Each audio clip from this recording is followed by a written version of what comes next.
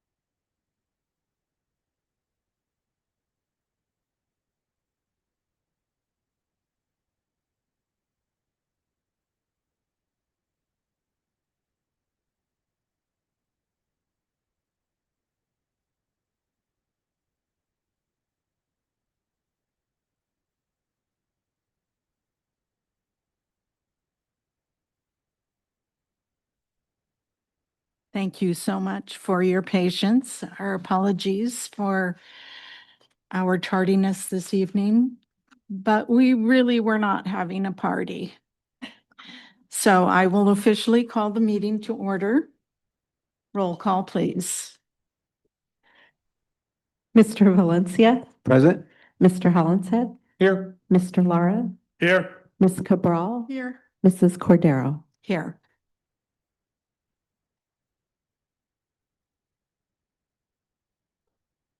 Our report from closed session. You got it? Okay, item A.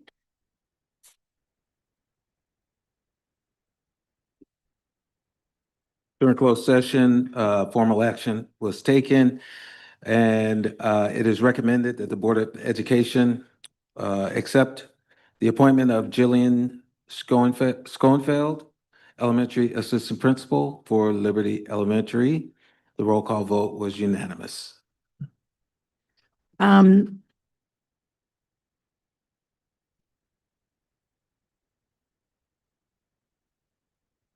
we ran out of time basically for items B and C, but for item D, we gave direction to legal counsel. For item E, we gave direction to council, and for item F, we also gave direction. So we will adjourn to closed session briefly at the conclusion of our meeting. This case, right? Did you write down who made the motion? Okay, this was item D. I didn't know we were going to need that. Excuse us. We're not prepared.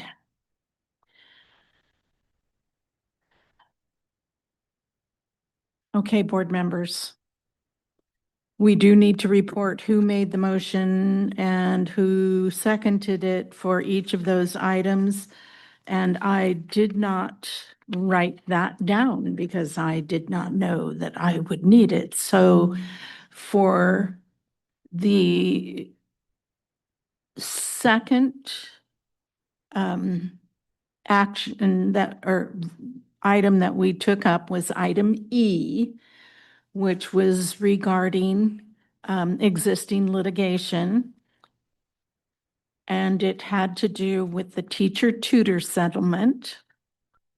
Do you remember who made the motion?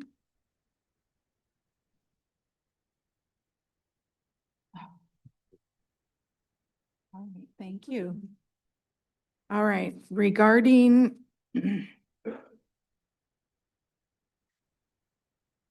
okay, items B and C we missed. For item D, the board approved a settlement agreement in Office of Administrative Hearings, case number 2025080664. The motion was made by board member Mr. Laura and seconded by board member Ms. Cabral with 5 votes in favor and 0 votes against.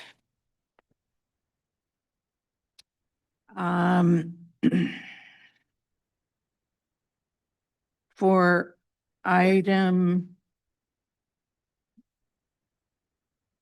E, the board approved a settlement agreement with SMEA concerning certificated employee number 391. The agreement provides for payment to the employee in exchange for the full and complete resolution of the back pay and retirement contribution issues related to the employee in PERB decision number HOU 1761. The vote was unanimous to approve that. For item F, information was shared, and I do apologize. Moving on. Our interpreters this evening are Benito Flores and Manuel Rios Victoria. Greeting and support was provided by Benji Alfaro and Carne Ramirez Espinosa.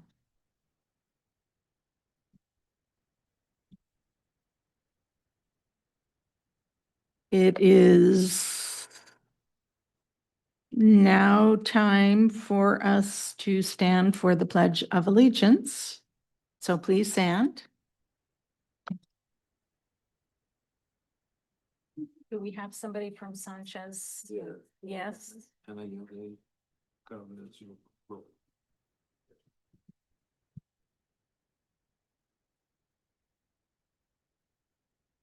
I pledge allegiance to the flag of the United States of America and to the republic for which it stands, one nation, under God, indivisible, with liberty and justice for all. Thank you, Anayeli from Sanchez School. Our inspiration tonight is from Sanchez Elementary, and we have, it says specifically 13 students led by their esteemed principal, Mrs. Elliott, and assistant principal, Ms. Grosshart. I like the step stool. My name is Dawn Elliott, and I am the proud principal of Sanchez Elementary School, a school named in honor of Mr. David J. Sanchez Sr. Mr. Sanchez contributed to the educational community through his years of teaching in Lucia Mar, at Cal Poly, and at Allen Hancock College. He has been credited with inspiring students to succeed in school and to become teachers, many who are now Santa Maria Bonita teachers. Mr. Sanchez also contributed to the Santa Maria community through his citizenship classes at Allen Hancock College, where he helped more than 1,500 people become new citizens. This year, district-wide, we have been focusing on one of our 11 core beliefs, which is we believe all people belong, have a voice, and can contribute. I believe that this is something Mr. Sanchez would have believed in wholeheartedly. At Sanchez Elementary, this belief is truly alive. Every member of our school family, students, staff, and parents work together to create a welcoming, inclusive, and supportive community. Mr. Sanchez's legacy continues to inspire the work we do every day. So I'd like to recognize our culture and climate team and our fabulous student leadership team for their collaboration and creativity in bringing this evening's presentation to life. Our beautiful bulletin board was created by our fabulous assistant principal, Mrs. Leanna Grosshart, with the help from our wellness coaches, Simon Hansen and Shay McMahon, our school counselors, Mr. Gary Crocker, and our front office clerk, Sarah Diaz. Thank you for your many hands, hearts, and minds that make Sanchez shine.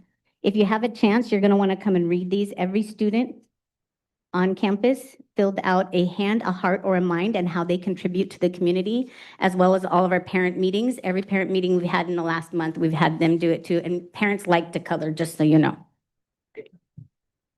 So at this point, or at this time, I'd like to turn it all over to our fabulous assistant principal, Mrs. Leanna Grosshart, and our student leadership team, who are going to share tonight's inspiration.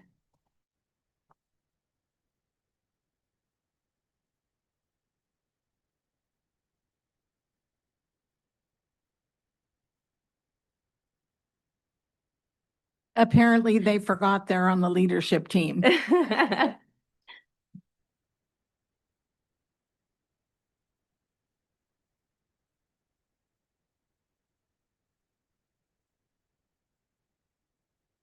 Good evening again. We are honored tonight to share the inspiration from David J. Sanchez Elementary School. Our theme is many hands, hearts, and minds, one Sanchez community.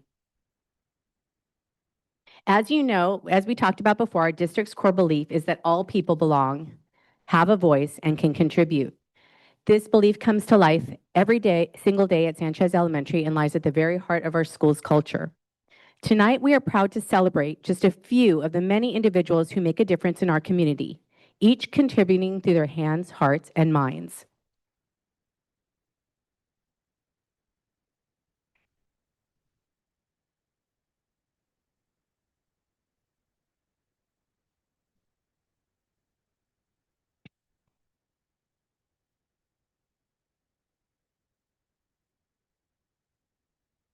We'd like to begin by introducing Mr. Ikanoyama, or as we call him, Mr. Ike. Mr. Ike has been a teacher in the Santa Maria Bonita School District for 31 years, with 22 of those years being at Sanchez Elementary as a fourth grade teacher.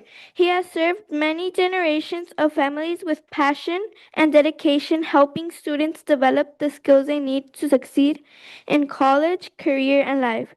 Beyond the classroom, Mr. Ike has coached track and the cross-country team. And he has led the Sanchez Jogathons since the very beginning.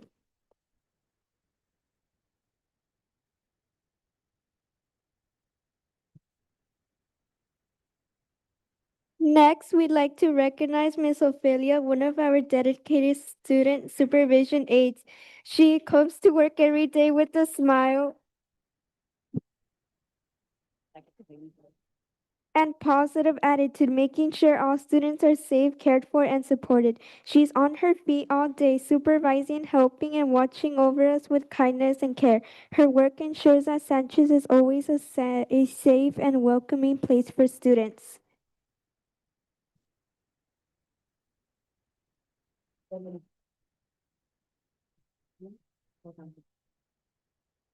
Our next group is the social emotional development team, the hearts of the student support at Sanchez. This team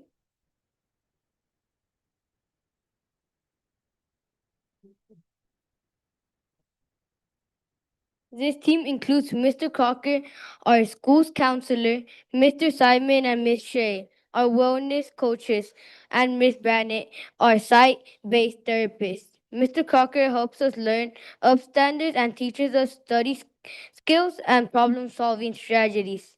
He teaches lessons in all classrooms about resilience, self-acceptances, being a friend, empathy, and work habits. He also plans fun events like lunch on lawn and activities for our award winners.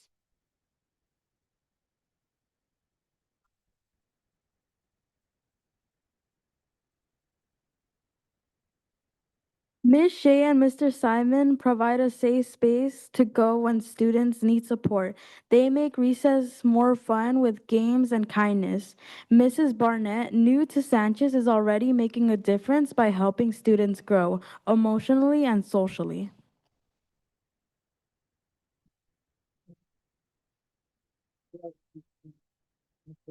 Rodriguez.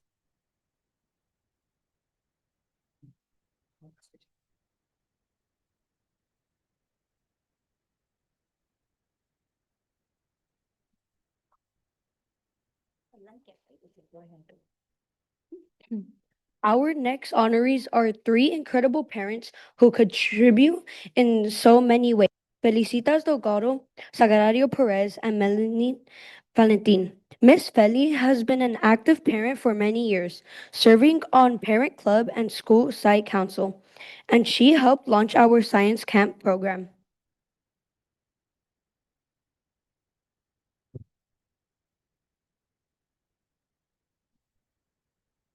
Miss Miss Sagrario has volunteered at countless events and helped with our parent teacher club. She has also been part of ELAC and School Site Council.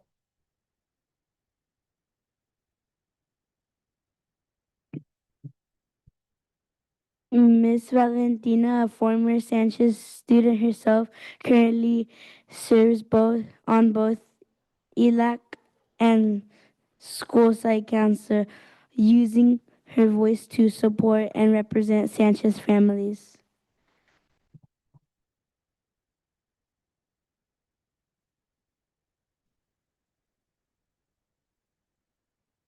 We would also like to recognize Miss Gloria Ceja, our office manager, who has been at Sanchez since the very.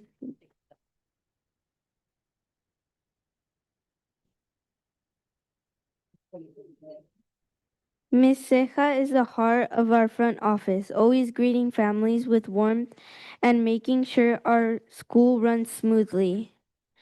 She supports staff with her deep knowledge of district policies and procedures and truly knows everyone in the community, not just Sanchez families.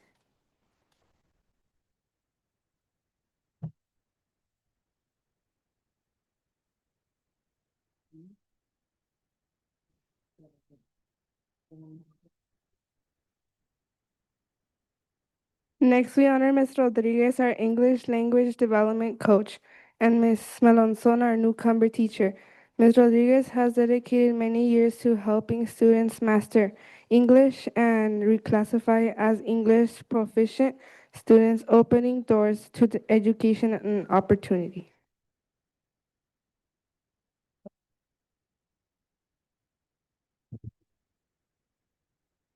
Ms. Melonson supports our newest students as they learn both languages and confidence, helping them feel at home at Sanchez.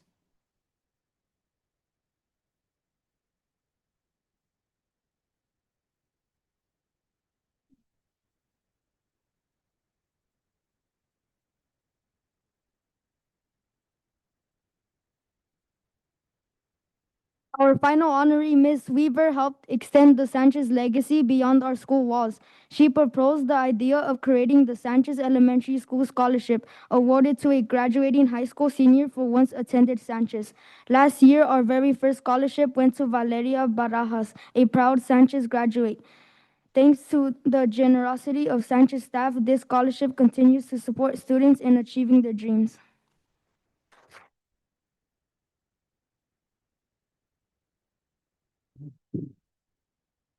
While we highlighted only a few members of our community tonight, there are countless others who make Sanchez Elementary such a special place to learn, work, and grow. Can I have all of Sanchez family and community members stand up right now? Anybody that's a member of the Sanchez community, can you stand? Parents included. Los padres, por favor. También.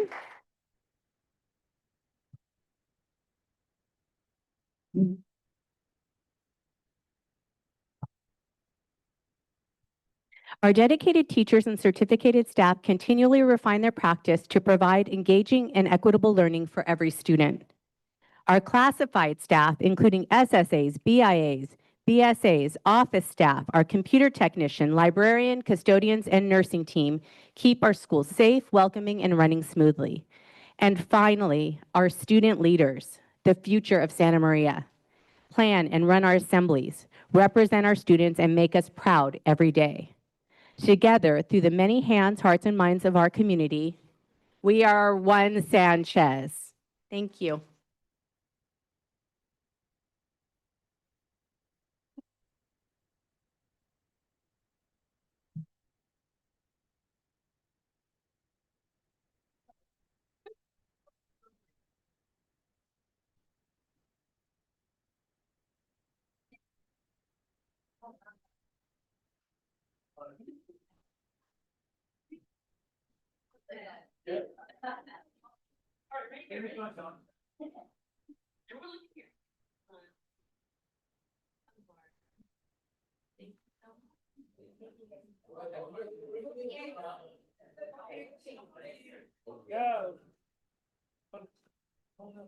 Before they're done, I'd like for the board to be able to take a picture with them as well.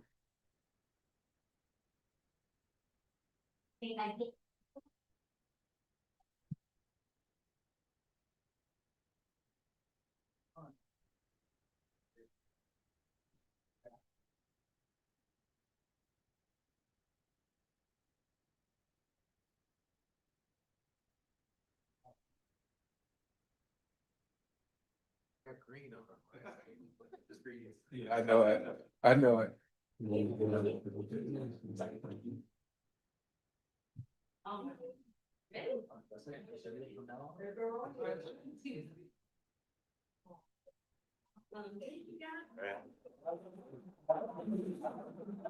Nice job, you guys.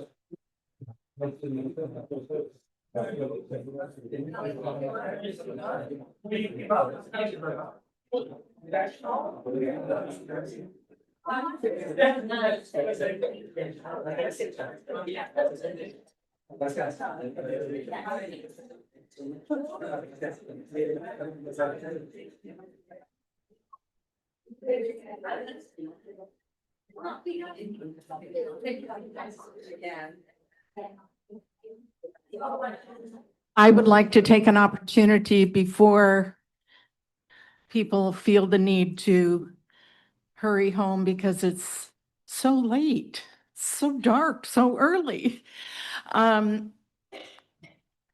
As most of you know, I worked in the district for quite a long time, and I was still working when Sanchez Elementary opened.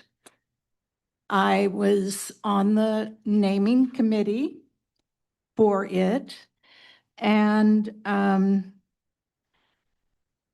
although they are no longer working in our district, the Sanchez family were very strong supporters. At least two in the family actually were employed. And the father, and this is only going back like the second generation, was a professor at Cal Poly. When I went back to Cal Poly to get my credential, he was one of my professors, and I had the privilege of working with his son at Ontiveros when that school opened. So I feel that kind of connection to the school, and I have always had a special place for the people that are there and for the family that it is named after. And you are certainly have exemplified the kind of connections and community that that family supported. So thank you so much for a really heartfelt and heartwarming presentation tonight.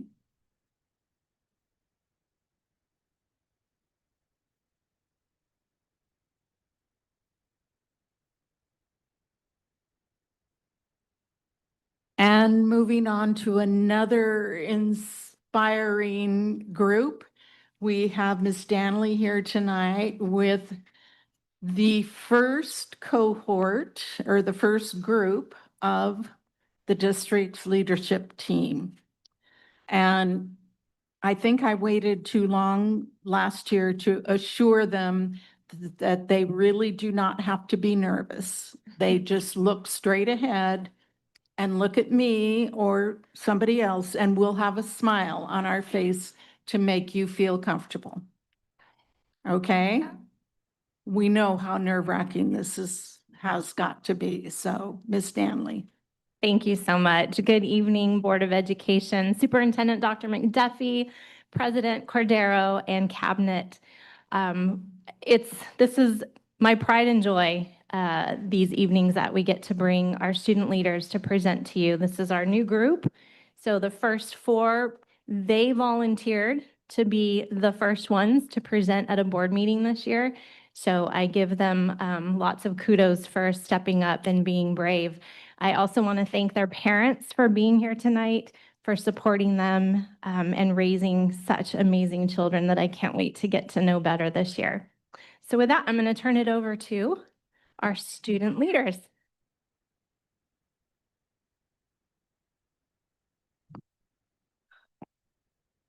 Hello, my name is Robert, and I am a sixth grade student at Miller Elementary School.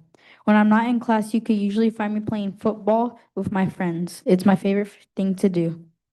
This year as a student leader, I've been working on some important skills.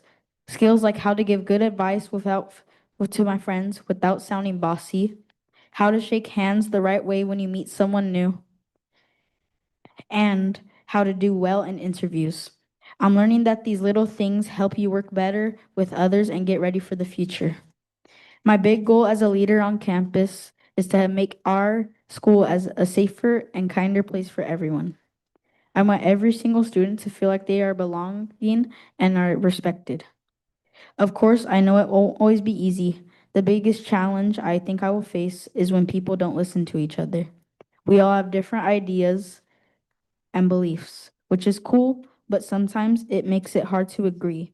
My plan to fix this is to make sure I listen really well to everyone's ideas so everyone feels heard, even if we don't end up agreeing in the end. I want to share a few thoughts I have about our school, district, and my school.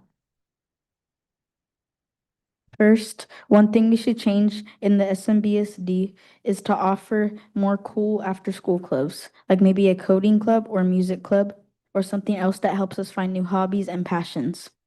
Second, I feel we should stop using one test to decide how smart we are. We are way more than just a test score. Third, one thing I love about Miller Elementary and our district that needs to keep going is how supportive our teachers are. They really care about us and our well-being, and that makes coming to school every day a lot better. As a final thought, I would like to share how important it is to listen to students. For example, I help give feedback on what students would like to see at the new school. This shows that student voices help make big decisions. Thank you.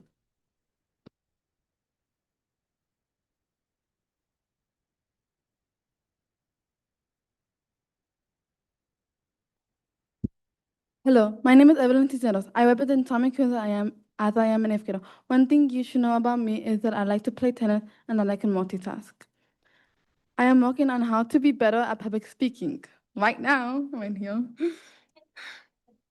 One way I can be better at public speaking is raising my hand in class to participate talking in front of many people. One of the opportunities that I have experienced as a student leader is this year was to look at the new school plans and give my feedback. I like looking at the blueprint and giving my opinion how to improve the schools. Another opportunity we had was to meet the men's and women's soccer players and coaches at Cal Poly. They gave us tips on how to be good leaders by sharing their experiences.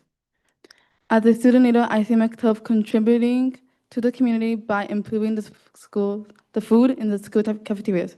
A challenge I anticipate is trying to get the teachers to help my cause. One thing I should change about this school district is to get more students for student leadership time, because I want more people to represent the schools. For example, the elementary should get 2 more students and the junior high should get 1 more student. The district should change the dress code and give more boys to the boys. We should continue more clubs, sports, and web classes at junior high. Thank you for all your time.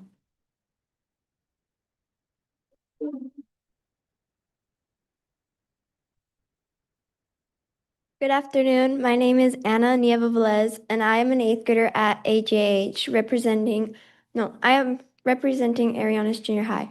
One of my favorite hobbies is volleyball, and I am also a web leader at AJH, where I get to help seventh graders feel more welcomed and comfortable at school. As a student leader, I am working on how to ask questions and provide feedback. I have always been shy to ask questions, or never been able to come up with the right feedback, but I am currently working on how to create high-level thinking questions and give appropriate feedback. Recently, our student leader group has worked with the architecture firm designing our newest school on how to best meet the needs of students who will attend that school. In the last couple of years, I have noticed a couple of changes in school lunches, and I would love to see the food service department to continue experiencing new lunches that students love. I personally love the pozoles and the pizzas that we had, and I hope you continue to create those items for future lunches. Thank you for giving me the opportunity to speak to you tonight, and I hope to continue to grow the student leader community.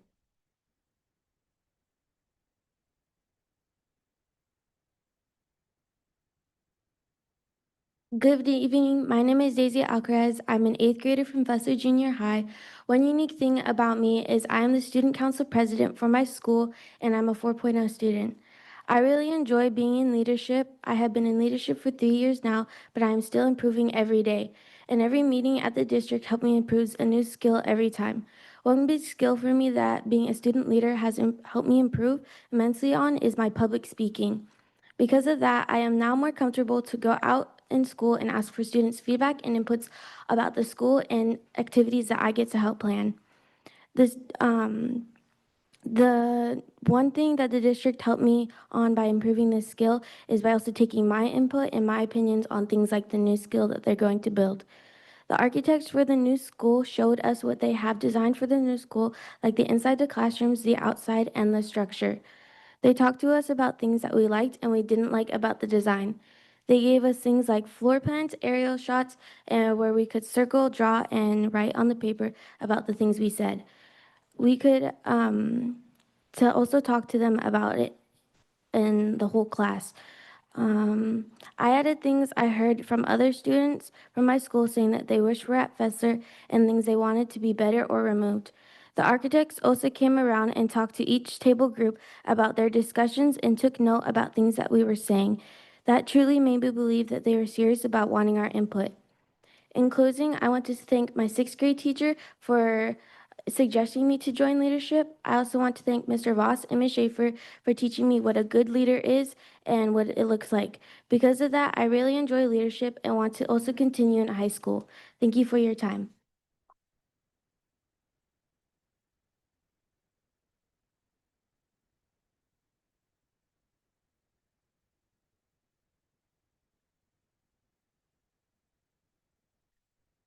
I know I say this after every student presentation, but congratulations to each and every one of you.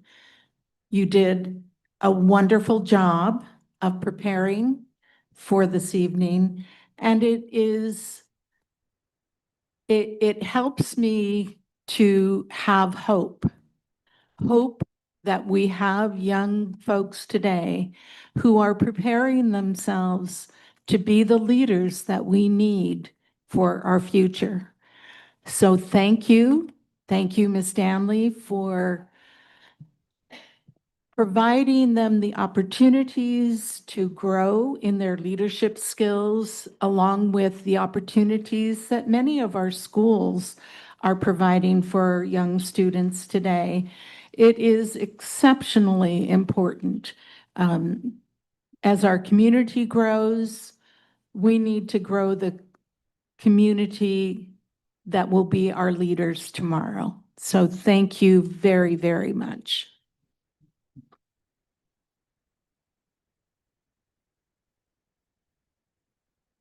Before you all leave, I'd love to take a picture with you all as well, so we can coordinate that. Thank you.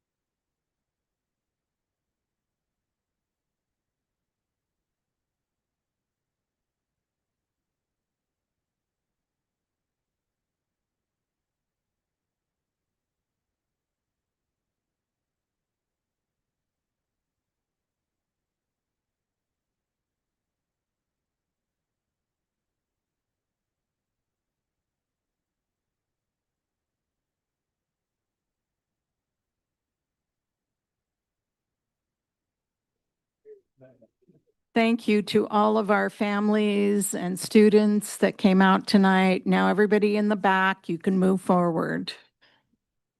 We can't see you that far back. I need binoculars.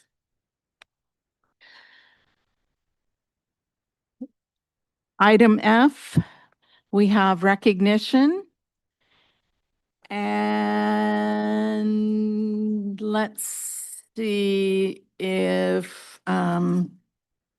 Mr. Uribe or Miss Waltz are here, or both. Both.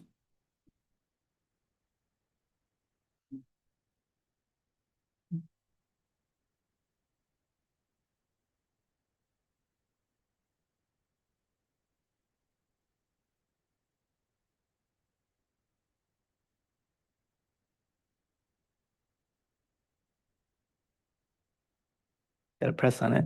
There we go. All right, good evening, board. How's it going? Thank you for having us this evening. We would like to start off with acknowledging the 50th year anniversary of the IDEA law that provides for us to provide students with a free and appropriate public education. And with that, we would like to honor some of the individuals who are the boots on ground supporting all of our students with this process. So I'm going to hand over the mic to Amber Walls, our coordinator for special education, who's going to say a few words for our school psychologists. He doesn't actually have to lower it because I'm wearing my tall shoes today, so it's okay. All right. So good evening, distinguished members of the board, Superintendent Dr. McDuffie, members of cabinet, and our wonderful community, including our school psychologists here today. My name is Amber Walls, and I am one of the coordinators for the special education service area. Maybe just a little bit lower. I'm truly honored to be here this evening to recognize our phenomenal team of 22 school psychologists. As someone who was once a school psychologist, I know firsthand the heart, the dedication, and the compassion it takes to do this work. Tonight, I stand before you not only as an administrator who has the good fortune of overseeing the work of this team, but as a proud colleague and a lifelong learner who continues to be inspired by these exceptional professionals. It's fitting that this annual celebration is called School Psychology Awareness Week, because awareness is at the core of what school psychologists do. Every day, they bring awareness to the needs, the strengths, and the voices of our students, our families, and the staff. They often work quietly, behind the scenes, yet their impact resonates throughout our schools and throughout our community. They are steady champions of student growth, resilience, and hope. When I joined this district 14 years ago, I was the 5th psychologist on our team. Today, thanks to your vision and your ongoing support, we've grown to 22 strong. That growth reflects our shared belief that investing in student mental health and well-being is investing in student success. And our school psychologists are at the core of this work. This year's theme from the National Association of School Psychologists for School Psych Awareness Week is Finding Your Path. Having sat in that school psychologist chair, I know this work is about much more than testing or meetings, though our school psychologists certainly do a lot of both. It's about listening, understanding, and helping students, families, and educators find their path forward. It perfectly aligns with our district's guiding belief for the current year that all individuals have a voice and can contribute. Our psychologists live that belief every day, amplifying student voices, empowering families, and partnering with teachers to build inclusive, supportive learning environments where every child can thrive. So tonight, I want to personally thank each member of our incredible team. For those of you that are here, if you wouldn't mind coming forward. What do you want to?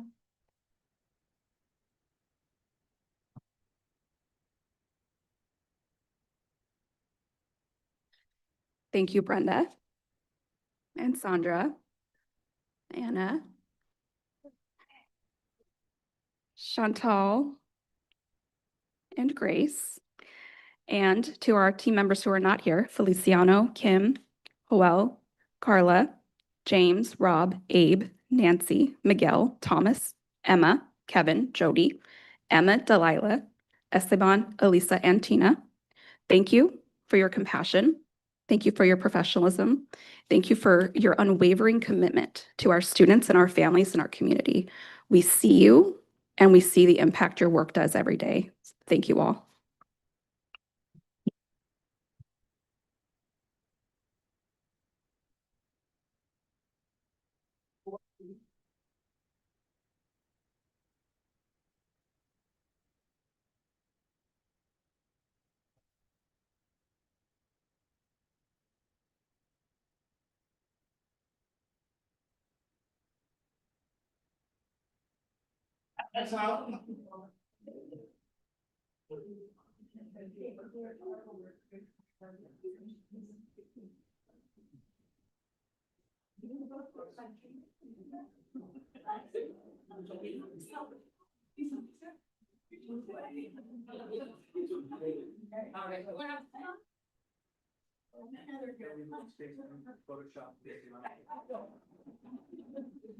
All right, Do you have it a little bit more?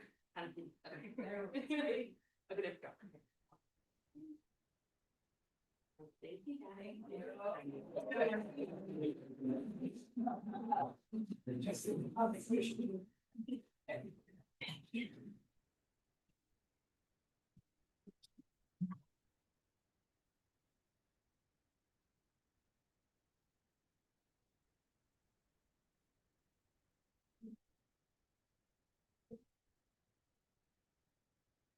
Thank you again for all you do to support our students. Item 8, public comment, period, open session. Public comments are intended for members of the public to address the Board of Education on items involving the school district. Such testimony shall be limited to 3 minutes each, or 450 words per person or subject, and 15 minutes total for each topic. If an answer to a specific question is requested, the board president will, if appropriate, direct administration to respond in writing. To address the board, you are asked to fill out a request to speak form and provide it to the superintendent. Do we have comments on agenda items? Not on agenda items, no. Okay, comments on non-agenda items? Yes, we do. We'll start with Tracy Lipson and Kristen Latchman.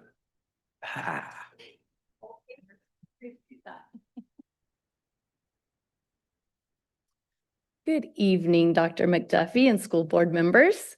My name is Kristen Latchman, and this is Tracy Lipson.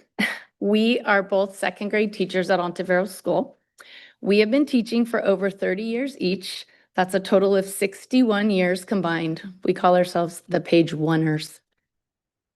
We are here today to discuss what a reasonable class size looks like and the effects of instruction on the students in those impacted classes. Ideally, a class should have 25 or less students, especially in kindergarten through second grade.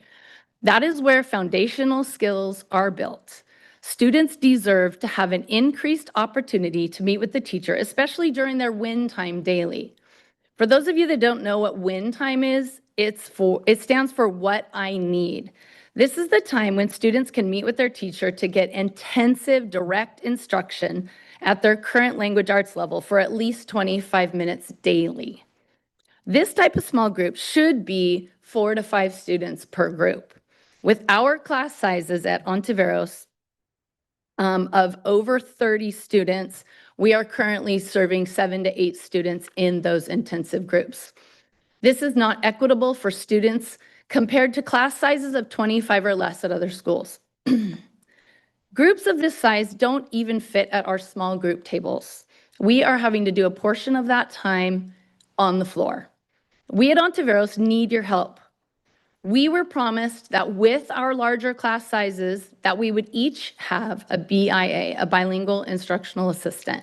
However, we currently only have 2 BIAs for our 4 second grade classrooms. This means they cannot effectively assist us with what the students need. They are often being pulled, the BIAs, are often being pulled to fill the absent positions in TK and K, and that leaves our second grade students at a loss. Squeezing 30 to 32 students in a small classroom does not instill a learning environment that promotes success. We also have students with extreme behaviors and students with IEPs that come with an extra adult body in the room as well. So these physical classrooms simply do not have enough space for 3 or more adults as well as 30 to 32 students. Teachers are literally tripping over the students. This is an issue when the students are at their seats as well as when they are sitting on the carpet. And then I'm going to continue. Do we need to reset the clock or just keep going? Just restate your name and Tracy Lipson, Ontiveros, also Page Oneer. So, board, now we ask you, if there is a suitable space at a site, Will you please consider filling it in order to lower class sizes? The students' learning should not be penalized just because the district doesn't want to hire another teacher. Students deserve an equitable experience no matter which SMBSD school they attend. Many of our students are already in a severe learning deficit, sometimes by more than 1 to 2 years by the time they are in second grade. Having over 25 students makes that deficit difficult to overcome. This all affects teachers mentally as well. As teachers, we are not given time. Every extra daily minute is spoken for, communicating with parents, grading, teaching after school intervention, making copies at recess and lunch, and of course, those Thursday meetings that don't let up. We are lacking time needed to collaborate with our grade level teams to create lessons using UDL or Universal Design for Learning. Clearly, full class sizes increase everything we do. This is causing teachers to break down. We would love for you to think about us and our day-to-day fight on the front lines. It is not the same job we had 30+ years ago. Times have changed, students have changed, technology has changed, administration has changed, and unity across the district has changed. Please consider this quote by Brad Johnson, which states, "There's a validation deficit in education. Teachers pour into others, but rarely feel poured into. You're told to be more, do more, fix more, but almost never told you're enough." We all know SMBSD strives to serve everyone equally. Please take a closer look at class sizes at each site and grade level, not just district-wide averages. Please check in on your teachers and notice and acknowledge the amazing job and efforts they pour into students each and every single day. If there is a space, fill it to help lower class sizes. Teachers want this for the students. Students need this from you. Let's show some equality and help provide students the best education possible. And as always, we invite you all into our classrooms at any time to see the limited learning space available, although you might only be able to fit in by the door, but we'll make space for you. Thank you for your time. Okay, we have Myra Palmer. And then Stephanie Wells after that.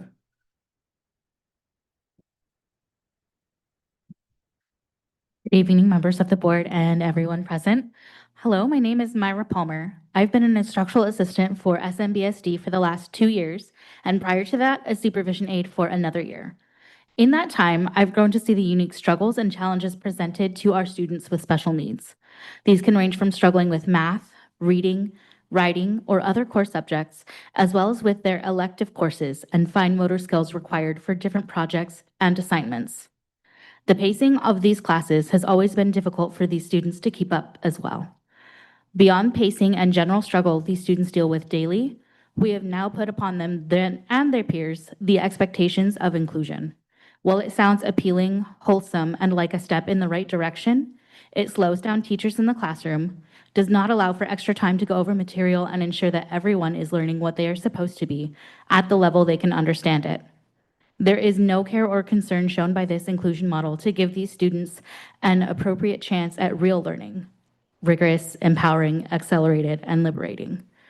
What we are doing now is none of those things except rigorous for our students with special needs. My role as an instructional assistant is to help them learn and understand the materials presented to them. But I am not a teacher, and I cannot give every student a different approach appropriate to their level of understanding. But I can support them to the best of my ability. General education teachers are not prepared to handle these unique and often difficult shifts that come with having an inclusive classroom, no matter how much they want each student to feel comfortable and seen. They did not go to school to teach students with special needs, and we can't cram that knowledge into a meeting, a few meetings a year, or PLCs and other trainings. I believe moving back to having self-contained classes for the core subjects and co-teaching models that are already in place will be a bigger benefit to our students and our teachers, rather than pushing forward with the inclusion model that I've seen take its toll.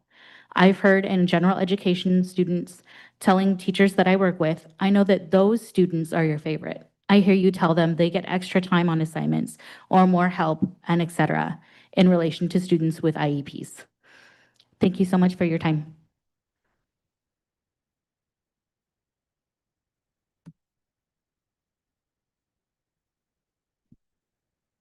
Good evening, Superintendent McDuffie, school board members, parents, and colleagues. My name is Stephanie Wells. I have worked for SMBSD for over 20 years. I am currently the librarian at El Camino Junior High and have worked in 3 other positions within the district over my tenure. I'm speaking to you this evening about how I see the forcing of inclusion is not the best process for our students. I have 2 adult children who both went through SMBSD schools.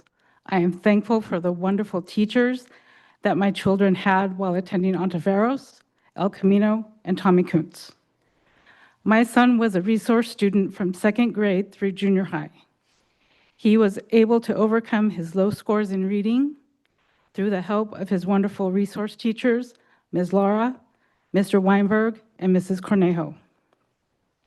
Each of these teachers have the special training, skills, and programs to help my son achieve being able to operate at grade level when entering high school. I firmly believe that if my son was in an inclusion classroom for ELA, he would not have been as successful in gaining the skills to become a productive member of our community. I believe that the forcing together of special education students and regular students is not helping either gain skills needed to become productive members of our community. I believe that we need to return to a time when 4 different classrooms were in our schools. 1 classroom for severely handicapped students, 1 classroom for those with learning disabilities, 1 classroom for regular students, and 1 classroom for our gifted students.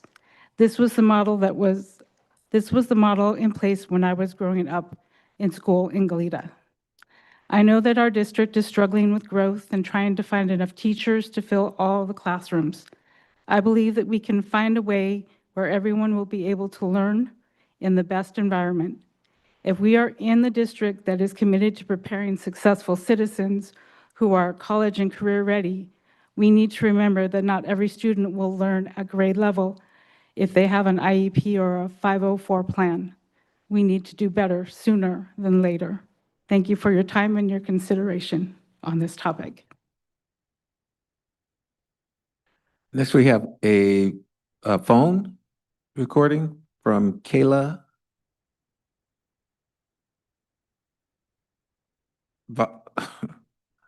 Vaughn. Is it Vaughn? Teachers. Tonight I want to speak about. Hello, I'm Kayla Rockland, one of the Taylor PE teachers. Tonight I want to speak about inclusion in PE. Since 2007, I have had an inclusion-based classroom. That means students with IEPs, students with autism, and other specialized learning needs are included in my class. Recently, that was expanded to general classrooms, and this transition has not been the simplest. I've had to continue copy for myself and my students by asking every year who the case managers are and who which teachers are in charge of developing the learning needs for students, and then following up with the school admin about the expectations. There's been limited teacher training in regards to how to accommodate students with specific learning needs. This has led the district to frustration, and I'm fortunate that I have a community of PE professionals outside the district and some within that have provided training about accommodation.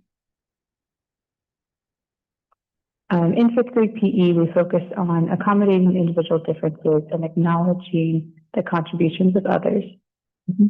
About autism and other learning needs that impact my students' life, I can better prepare lessons that help myself and the students learn about barriers and develop compassion for the strengths and differences of one another.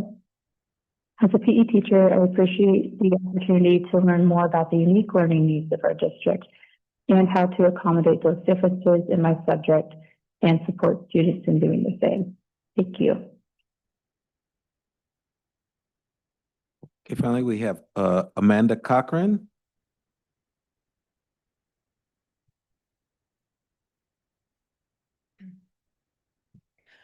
Hello. Yeah, my name's Amanda Corcoran. I'm a parent of a new TKer at Ontiveros. And I am here to speak on two things. But I just want to start because, when I come here, this is my second time, I speak on things of constructive feedback. And I just want to say how inspired I am tonight. Dr. Sanchez was a family friend. Mr. Sanchez was fourth grade teacher at Ontiveros, and everything Mrs. Cordero said about the family is 100% true.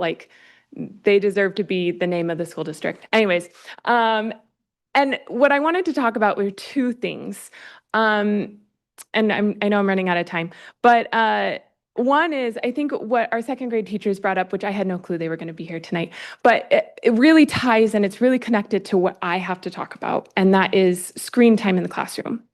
I have noticed in this very short window of time that I've been at the school and my daughter's very honest, she tattles on herself, that there's a lot of screen time in the classroom in the smart board. And I'm not talking about projections, but I'm talking about animation and music. And I am spending my time as a parent having to very uncomfortably address this with the teachers or the principal. And the reality is it's completely tied to what they're talking about. The teachers do not have enough time to create curriculum that is in person, face to face, that's so much better for our students because they are so spread out, both what they're talking about and they're talking about. The inclusion, I absolutely believe in inclusion. I think it's so important that our special needs kids are included in things. And there is a point that they're not getting the support they need in an inclusive classroom. And my stepdad was a psychologist with the school district here for many years here at Santa Maria Bonita, and my aunt was a resource teacher. My mom was a special ed aide. I'm tied in this community, and I really believe that my daughter can succeed here.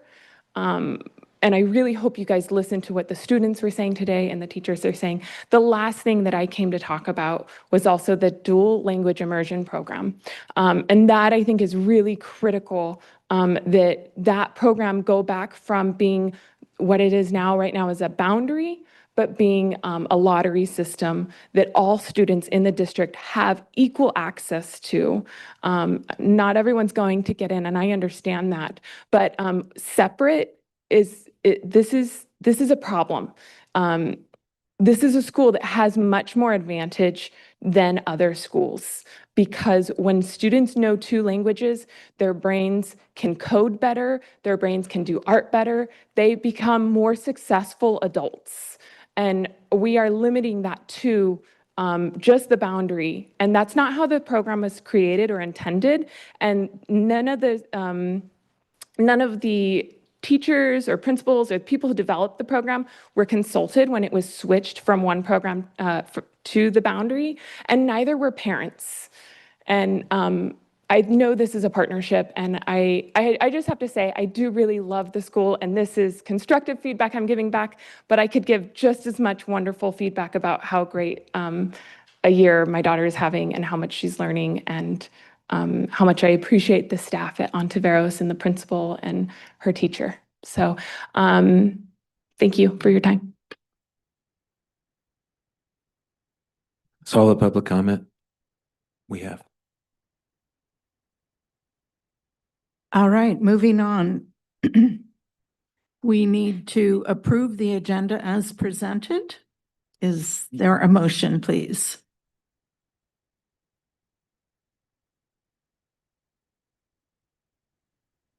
I'll move to approve the agenda as presented.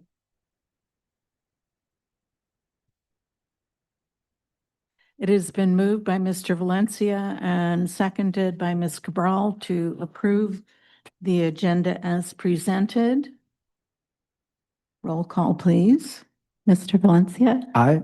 Mr. Hollinshead. Aye. Mr. Lara. Aye. Ms. Cabral. Aye. Mrs. Cordero. Aye. Consent items.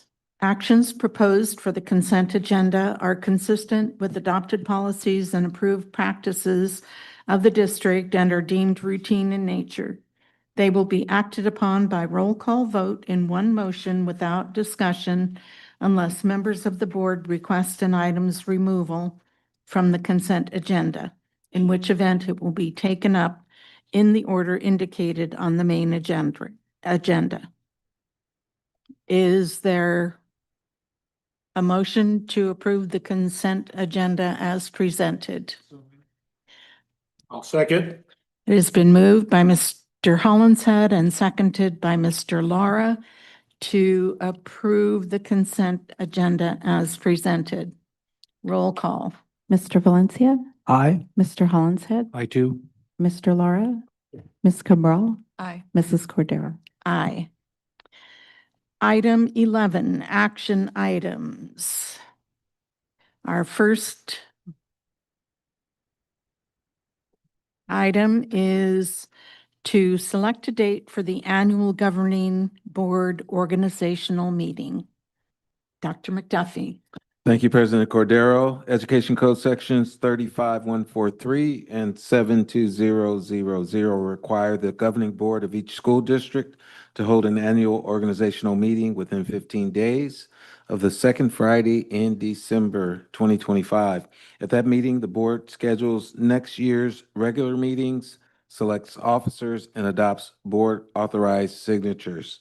Please note that the 2025 Annual Governing Board Organizational Meeting for SMBSD is scheduled for Wednesday, December 10th, 2025 at 4 p.m.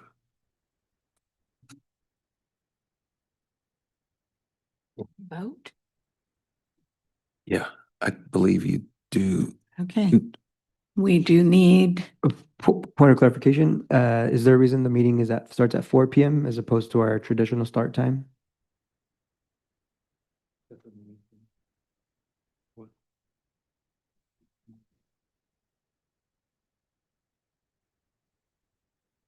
Sorry. So I guess my clarifying question is it possible to start closer to our regular start time, or does it necessitate being at 4 p.m.?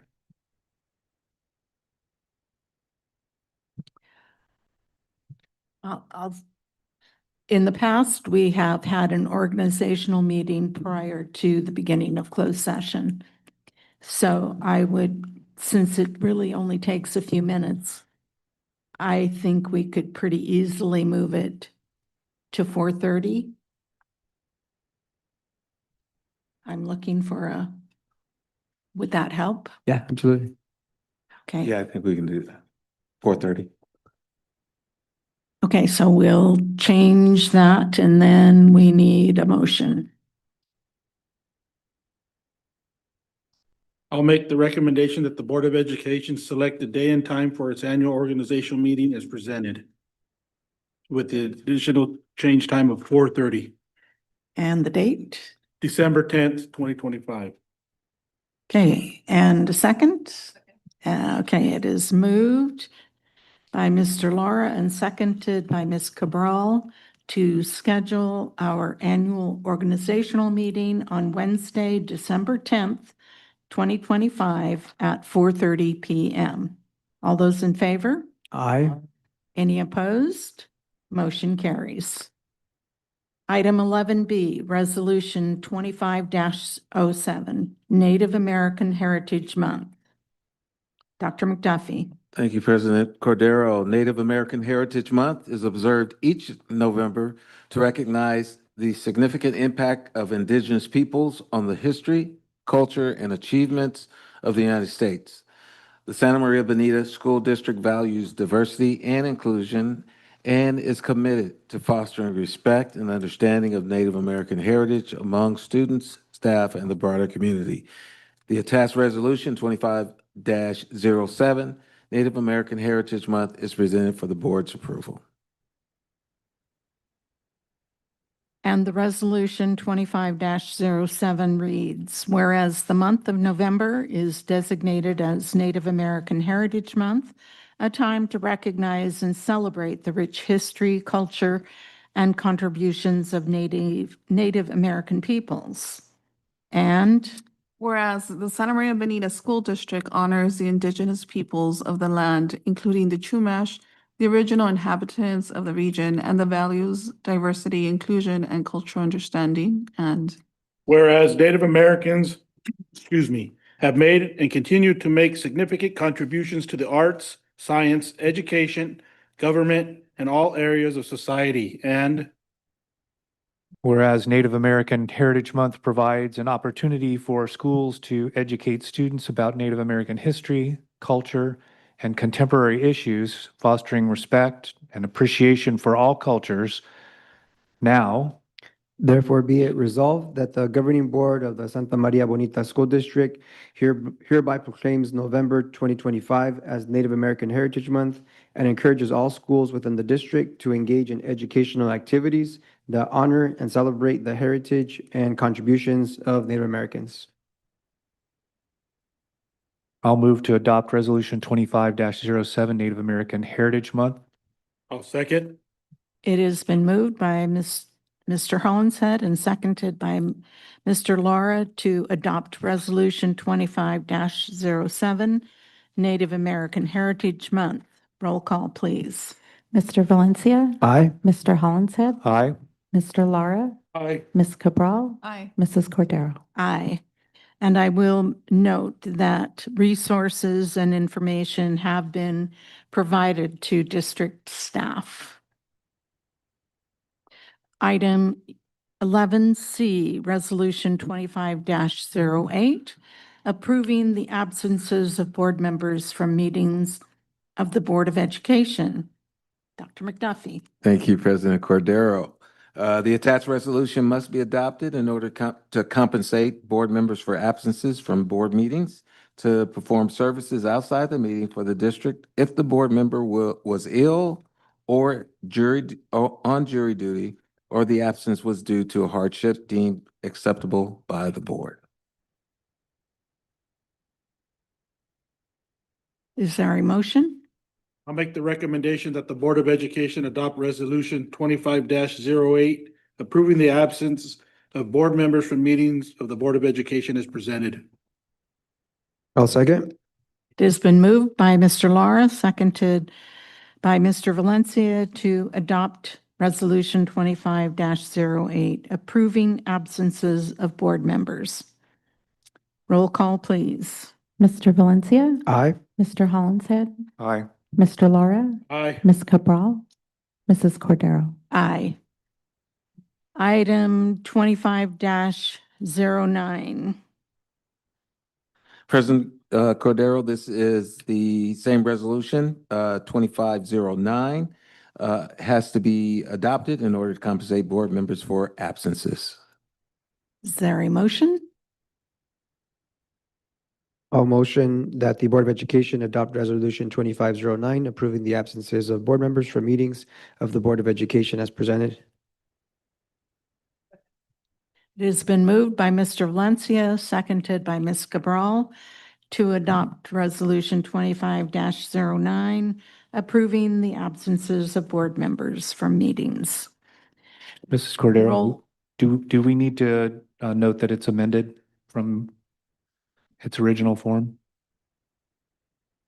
I don't think so. Okay. No. Okay. Because it's just the attached. Okay. Roll call, please. Mr. Valencia? Aye. Mr. Hollinshead? Aye. Mr. Lara? Aye. Ms. Cabral? Aye. Mrs. Cordero? Aye. Thank you. Resolution 25-10, commemorating the 50th anniversary of the Individuals with Disabilities Education Act. I'll take that one. Correct?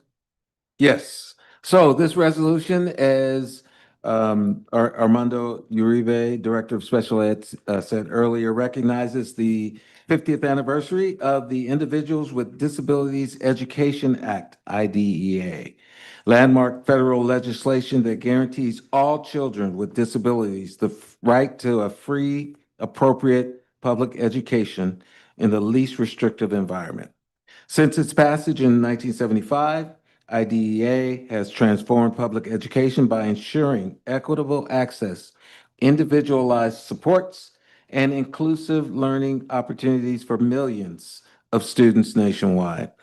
Santa Maria Bonita School District joins districts across the nation in commemorating this historic milestone and reaffirms its commitment to the principles of access, inclusion, and belonging through initiatives such as the Bright Futures Project, professional development, and universal design for learning, or UDL, and continued district-wide inclusive support strategies.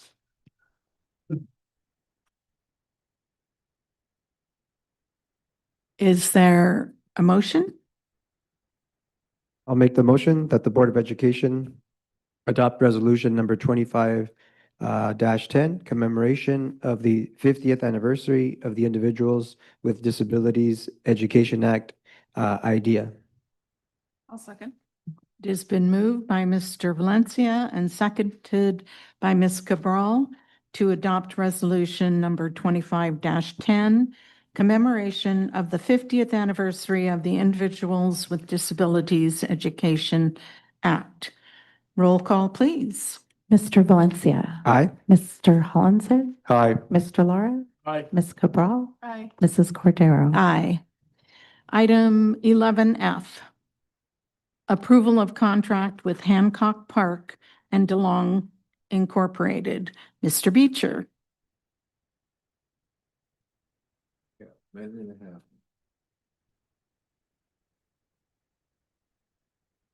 Thank you very much, President Cordero.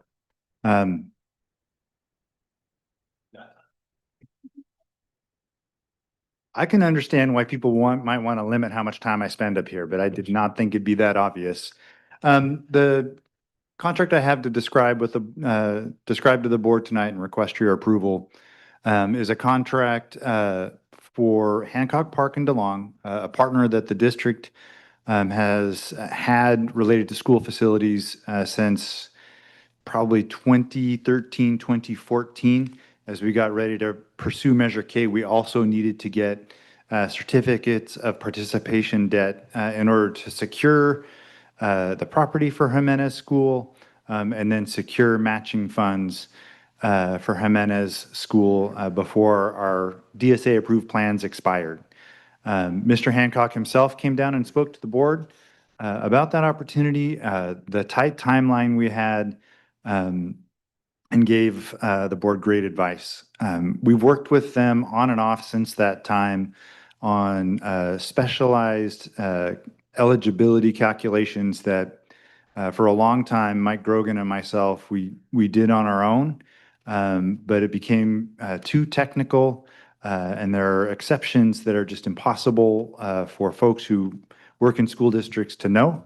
The staff at Hancock Park and DeLong worked for years, if not decades, at the Office of Public School Construction, developing the regulations, enforcing the regulations, auditing compliance with the regulations. They make great partners for the school district to help us complete the forms correctly, to maximize the funding that we can get for match as it relates to our Measure K schools. And so I'm very confident in recommending to the board this team of Hancock and Park and DeLong to work with us for the Measure K schools funding and eligibility.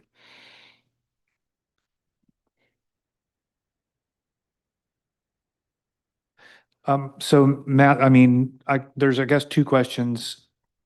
One, where's the $100,000 arrived at, or how was that arrived at? And then two, oh, like this. No, I'm trying to look. Okay. And then also, how long are they on retainer for? I mean, how long is $100,000 get us? So the $100,000 is a not to exceed amount. Matt Cameron, student housing technician, and I talked quite a bit about how do we come up with a number that's reasonable. The lowest amount we think that we'll incur is about $20,000. The strict fees for just completing the forms. We know that there's going to be more specialized work, and they have an hourly rate of, I think it's 150 to 190, depending on the person. I don't know that we're going to go all the way through that 100,000, but I don't necessarily want to come up with a number that is going to be exceeded in order to get to the goal. We're chasing $20 million worth of funding in match from the state. We need to get it right. These are the folks that can help us do that. I can tell you that we had looked at another provider before requesting a proposal from Hancock Park and DeLong. It was a substantially, I'm stuttering about it. It was substantially more expensive. It was about $250,000. So while I think that we'll stay below the 100,000, we wanted to be transparent that this could take quite a bit of time and effort on behalf of the staff. But from my perspective, I like the fact that the majority of the fee will be based on services rendered and not an amount that is a percentage of the grant that we could earn if the state had money. So I appreciate that part of it.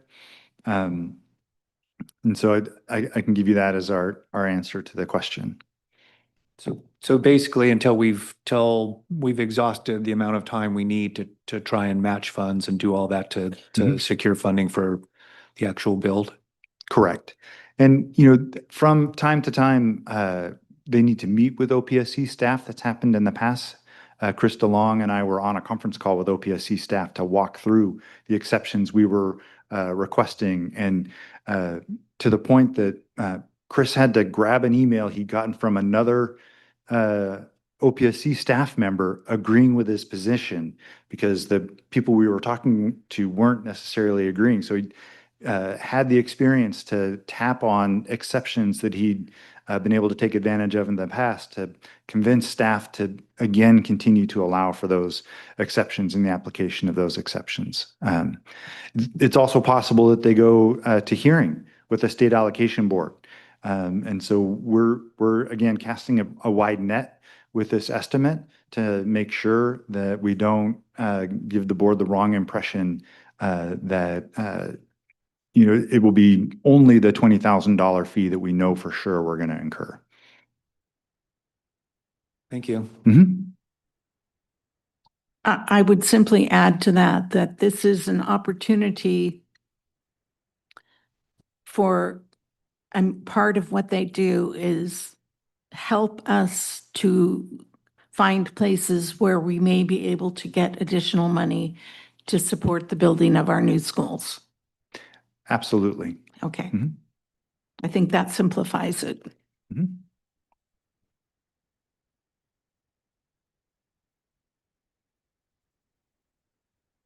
I'll go ahead and move that the Board of Education approve the contract with Hancock Park and DeLong Inc. as presented. I'll second. It has been moved by Ms. Cabral and seconded by Mr. Lara to approve the contract with Hancock Park and DeLong Incorporated as presented. All those in favor signify by aye. Aye. Any opposed? Motion carries. Thank you, Mr. Beecher. Item 11G, authorization to enter into a sole source agreement with Hey Tutor Incorporated to provide tutoring program to newcomer students. Dr. Schiffer. Good evening, President Cordero, School Board, Dr. McDuffie, and Cabinet. I'm here to present a contract for a sole source agreement for Hey Tutor. The intended audience for this service is our newcomer students. This is different from other services that we provide to our students because this is face-to-face tutoring that will occur after school with college educated tutors who are specifically recruited and trained to work with our newcomer students. The intention is to provide students with an opportunity to engage in authentic conversation and to have a preview and review of the core curriculum. The extra time that will be provided to the students and that one-on-one tutoring will allow our students to to interact in authentic ways, to build relationships, because the intention is to have the same tutor with the same group of students. And we're looking to serve those students who are currently at a school with a large number of newcomers, but those schools that do not currently have a newcomer teacher. This is a recommended action. It was in our Arenda report, where tutoring for groups between no larger than 4 was really recommended as an acceleration strategy for our students. So we're looking to provide our students with that opportunity. The classroom structure, or the structure, will have language routines, but also use things like games to help students interact and have the opportunity to engage in a low-risk environment with the social vocabulary that they need to get through their day, but also the academic vocabulary that they will need to engage with the core subjects during class time.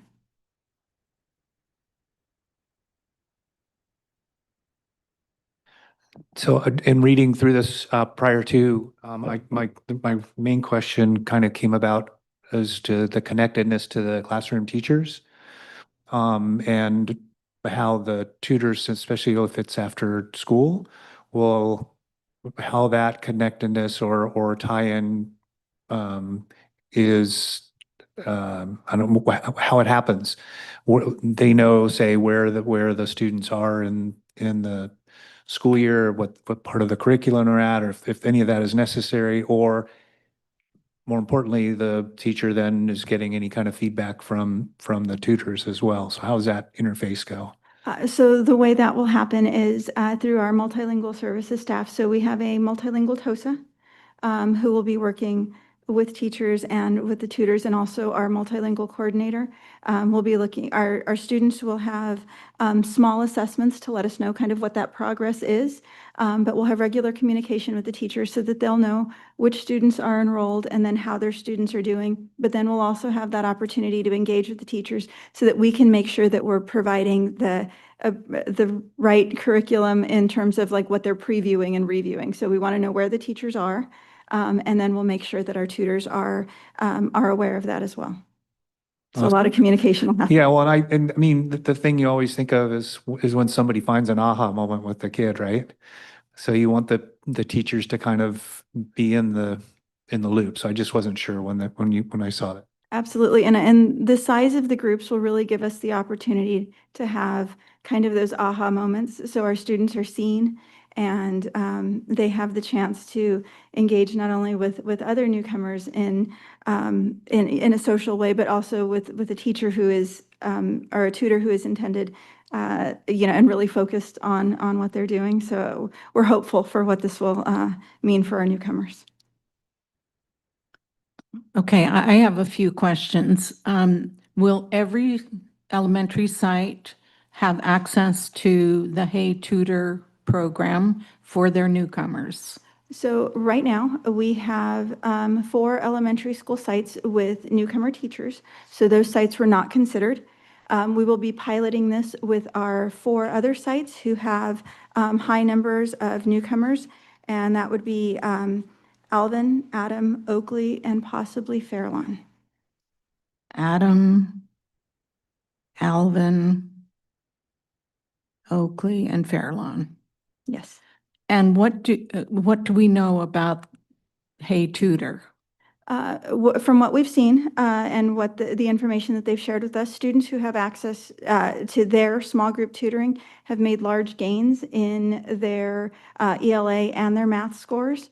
And then we know that the strategy itself has been proven successful. We're working very closely with Hey Tutor to make sure that they are going to select the appropriate tutors who would ideally be a language and culture match for our students. Which would help to remove one of those additional barriers.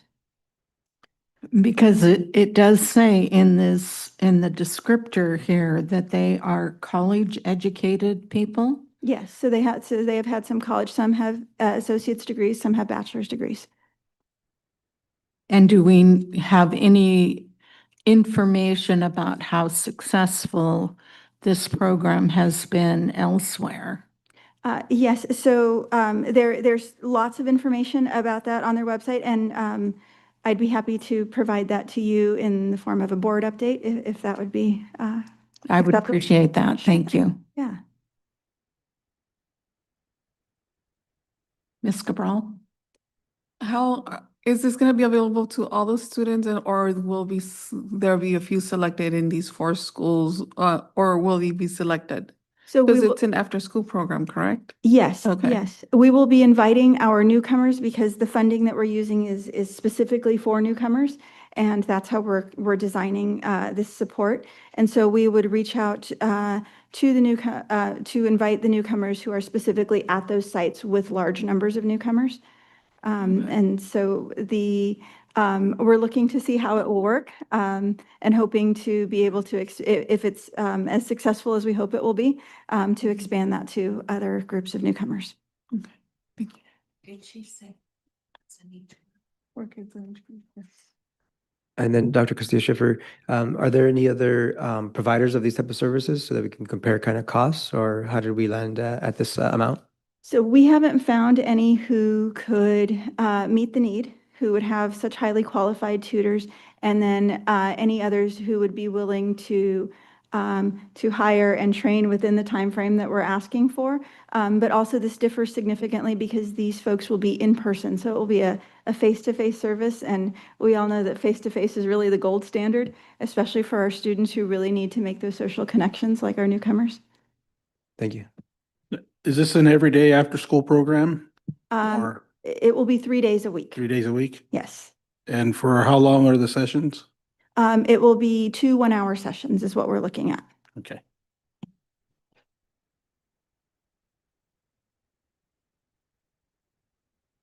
Any other questions? Is there a motion? I'll move that the Board of Education authorize a sole source agreement with Hey Tutor Inc. to provide a tutoring program for newcomer students as presented. I'll second.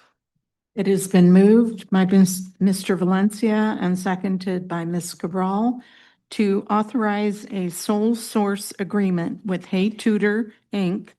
to provide a tutoring program for newcomer students as presented. All those in favor? Aye. Any opposed? Motion carries. Thank you very much. Thank you.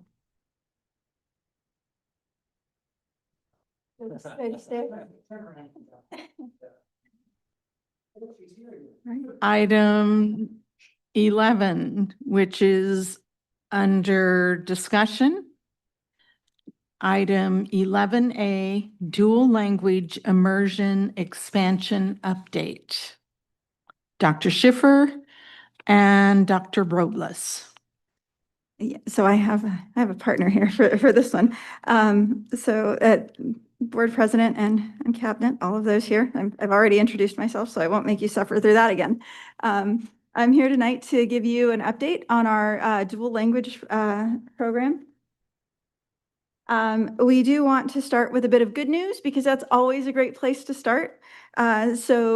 We want to celebrate the accomplishments of our students and the staff who work tirelessly to support their academic achievements. So we want to share with you that 22 students this year participated and took the advanced placement Spanish exam.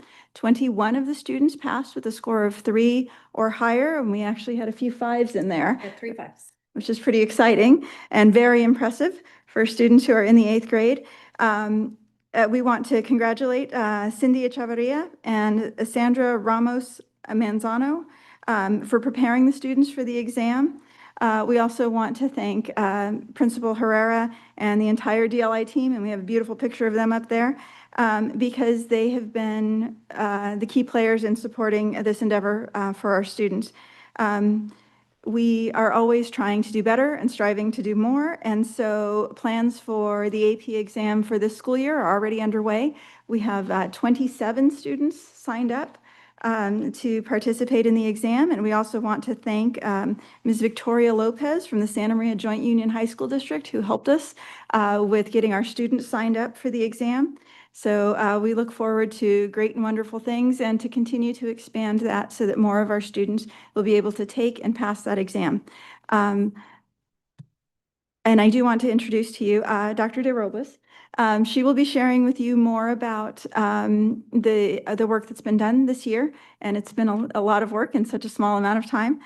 So I'll hand the mic over to her.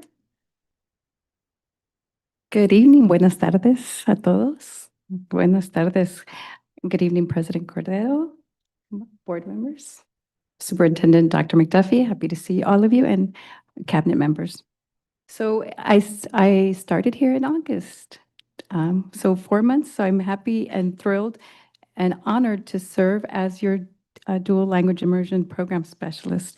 It's been a whirlwind, yes, of 4 months of collaborative work, and I have the great fortune of sharing that great work with you today. Okay, let's see how I don't know the mechanisms here yet. Let's see. Yeah, thank you. Thank you. There it is. So again, I'm here to talk to you about all our great work as we create pathways towards multilingualism. And of course, pathways were already there when I arrived. I get to build on them, and I get to share that work with you today. So we'll start off with junior high. So the work in junior high, as you can see, we 3 years ago, now it's 3 years, that we've been building a world language program. In year one, we started with 18 Spanish classes. We had 267 students enrolled.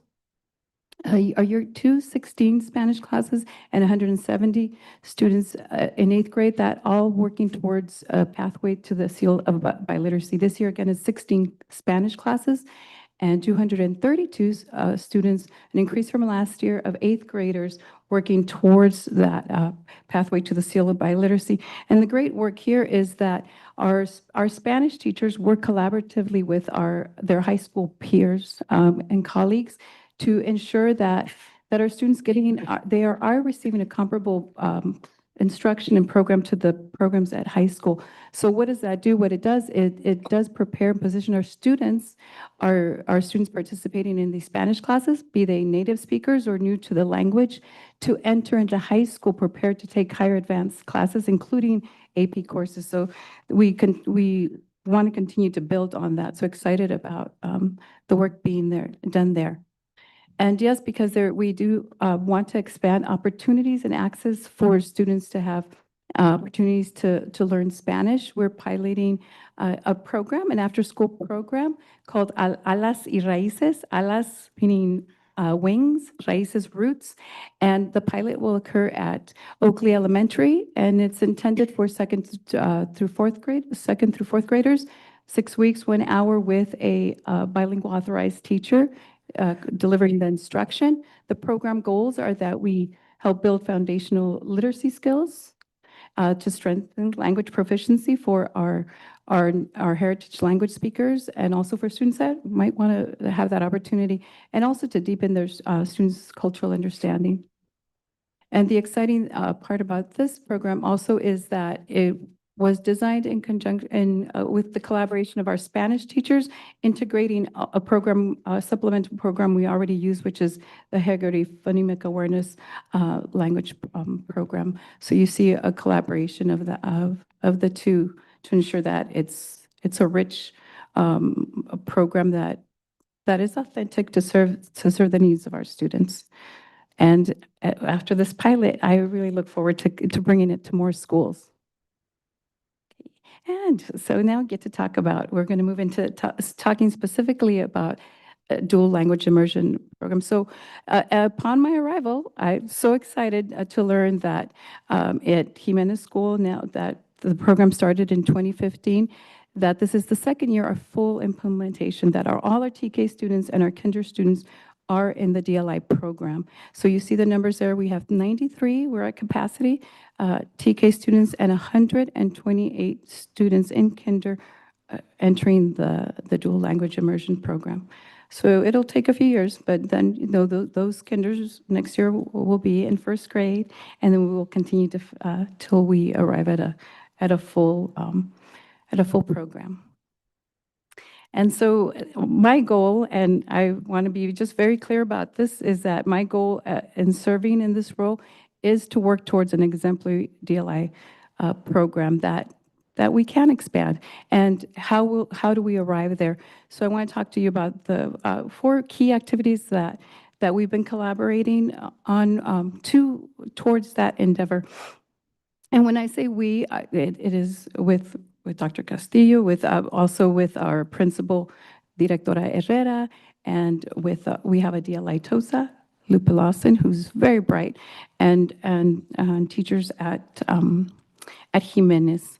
So let's get started. So one of our first endeavors was visiting 4 sites, three school districts. And why these sites? These sites were specifically chosen because they're longstanding. They have longstanding DLI programs, and more importantly, they have similar demographics. That was important for me, that we would visit and also, very importantly, that they were willing to have ongoing collaborative and professional dialogue and discussion so that we were able to continue accessing them for support and inviting them to come visit our program. So with the first school that we visited was Central Language Academy. This program has been in place almost 18 years. It's been 18 years, and why this school was important to visit was because they're a K-8 school as well, so similar to Jimenez. And I wanted to point out what we learned, a key learning from each of the sites. And this school is about 800 students. It is smaller than Jimenez, but because they have such a long-standing program, what we were able to see is a very well-articulated program implementation across grade levels, and not only across grade levels because they are at a K-8 school, at a K-8 district. They have to work very closely with the high school district to ensure that there's a pathway there that supports the DLI students there. So that was very interesting to me because that is my hope too, that we work collaboratively with our high school district to continue the program there, to support our students as they're on that pathway. Fremont Elementary and Longfellow Elementary are 2 schools in Riverside. Riverside, their program is now standing 15 years. Both of these schools are in their 10th year. And when the important learnings there, one of the schools was how explicit the academic language instruction is, and it's consistent with the program model. And at the other schools, also under this umbrella of Riverside School District, is that there's clearly defined non-negotiables, and based on the guiding principles for dual language education, which I will talk a little bit more about, but how important it is to have clearly defined non-negotiables when you're growing and building and improving on a program. And Eastman Avenue, this was an interesting school. This was a school in LAUSD. Historically, it's a significant school because they've had bilingual programs since the 1980s, and about 20 years ago moved into a DLI strand. And it is an urban school. It is right. It's surrounded by cement. But it's a beautiful school. A lot of learning happening, and you have to watch out for hawks. There's trees and right in the middle of the courtyard, and there's hawks. But they only bother the adults. They don't bother the students. But what we learned there is how important, because there's so many initiatives in LAUSD, how important it is to focus on your professional learning. On effective language acquisition practices, because often in a district of that magnitude, there are so many initiatives, and the need is so great that you really do have to focus and make a commitment to not every strategy, right, but to very effective strategies. So those were the 4 of the lessons that we learned, that coming back to Santa Maria, that we want to put in place as we continue our work with refining our program. Another key action is visiting the classrooms. Why this is so important, and this was an expressed desire from the teachers as well. This work, that it be collaborative, that we're invited to their classrooms to gather a lot of observational data and provide kudos. They want to know that they're doing the right thing, and that's been really important for me to acknowledge, especially when after we've seen other districts, that they're doing really good work and give them instructional feedback. And the focus going in is really focusing on the classroom environment. Why? Because that's one thing that teachers were concerned about. Like, I don't know that is this the way my classroom should look in a bilingual environment? So this way we can provide feedback as we see how other classrooms are structured, and also the interaction of students and their language use. One thing that is very common in almost any classroom that you visit that's DLI is that students struggle to stay in the target language being Spanish, that students easily revert to English during Spanish instruction. And the goal is to really have students become fluent in Spanish, so they have to use Spanish. And so it's a common struggle to keep students in that target language. So we're looking at that to see how we can support and see great examples. I was telling Dr. Castillo that I saw one student be kind of mean to another student in Spanish. She stayed in the target language. It wasn't, so I'm like, okay, because the teacher has made the expectation very clear in her class that when it's that Spanish instructional time, you are to use Spanish. So how do we support them in that? And then in our visits that we can identify program needs and gaps in resources, and then professional learning, which you will see will connect to our next key action. Oh, yes, look at you. Yeah. That we also express desire from the team, from admin, and also the DLI teachers, that we hold regular DLI teacher meetings. And we're grounding those meetings in the guiding principles for dual language education. And why this document is so important is because it gives us performance indicators and a matrix is, what does an exemplary program look like? That's what we want to get to. So, and it gives us every element of a strong program. So we're grounding our work in that.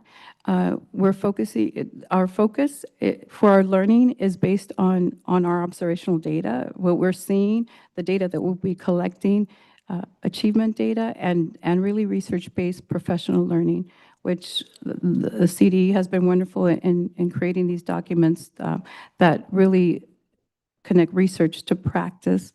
And what I love about this opportunity to meet with teachers is that it is collaboratively led between the DLI TOSA, myself, our admin there, and the needs of the teacher, so that we're building a strong culture of collegiality, and which will build program coherence. If you're aware, the teacher efficacy is so important, and what is one of the key strategies for any successful learning. So this is the importance of these meetings. And here our central action, which I'm really, really excited about, is that we are working on refining and updating our DLI master plan.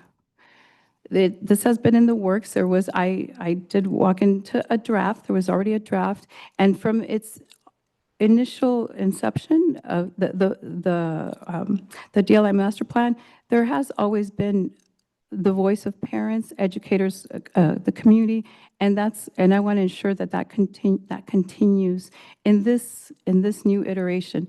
So we're updating and refining this because why it's so important, it is because it's our guiding document. It's the document that will ensure that we're growing and building a successful program, an exemplary program, and a program that we can expand, that we can position ourselves for expansion, which is so important and expressed by the community. This need, and very importantly, that it's sustainable. That's important to me. That it will stand the test of time, because we've had input from the community. That we will get their input, their expertise, and also their vision, right? Their vision for a program that will really provide equal opportunity and equal access to the 3 goals of a DLI program, which are the biliteracy and bilingualism, high levels of academic achievement, and cross-cultural competence. So this is, I am happy to invite any of you members of the board, if you'd like to join us in this task. Our first meeting is December 11th, and I'll send you an invite. Thank you. I'm open to questions. Yes. Thank you very much for the efforts of your team. As you've heard from one of our family members today during public comment, the concern is that right now we only have one school site, right, at Jimenez. And if I understood correctly, she felt that that was not a part of the original vision of what the community intended. It intended it to be at multiple sites so that no matter where you live in the community, your child has access to it. So can you please explain, why the focus has been at one site and what the vision is to expand beyond that? I can explain. I can answer the second part of it, but if you can answer the first part, Sure. how we arrived there. So we, as you know, our schools are at capacity. And so in addition to wanting to meet program goals and wanting to meet community needs, we also have other forces pressing on us. One of the really important things that we're doing right now that isn't always readily evident is that we're positioning ourselves to prepare to expand. So we wouldn't want to expand in a way that would be unsuccessful. We want to make sure that we have the resources in place. We want to make sure that we have the learning, the teachers, the space to be able to do this appropriately, because it is something that is so very important and so needed that we want to do it well.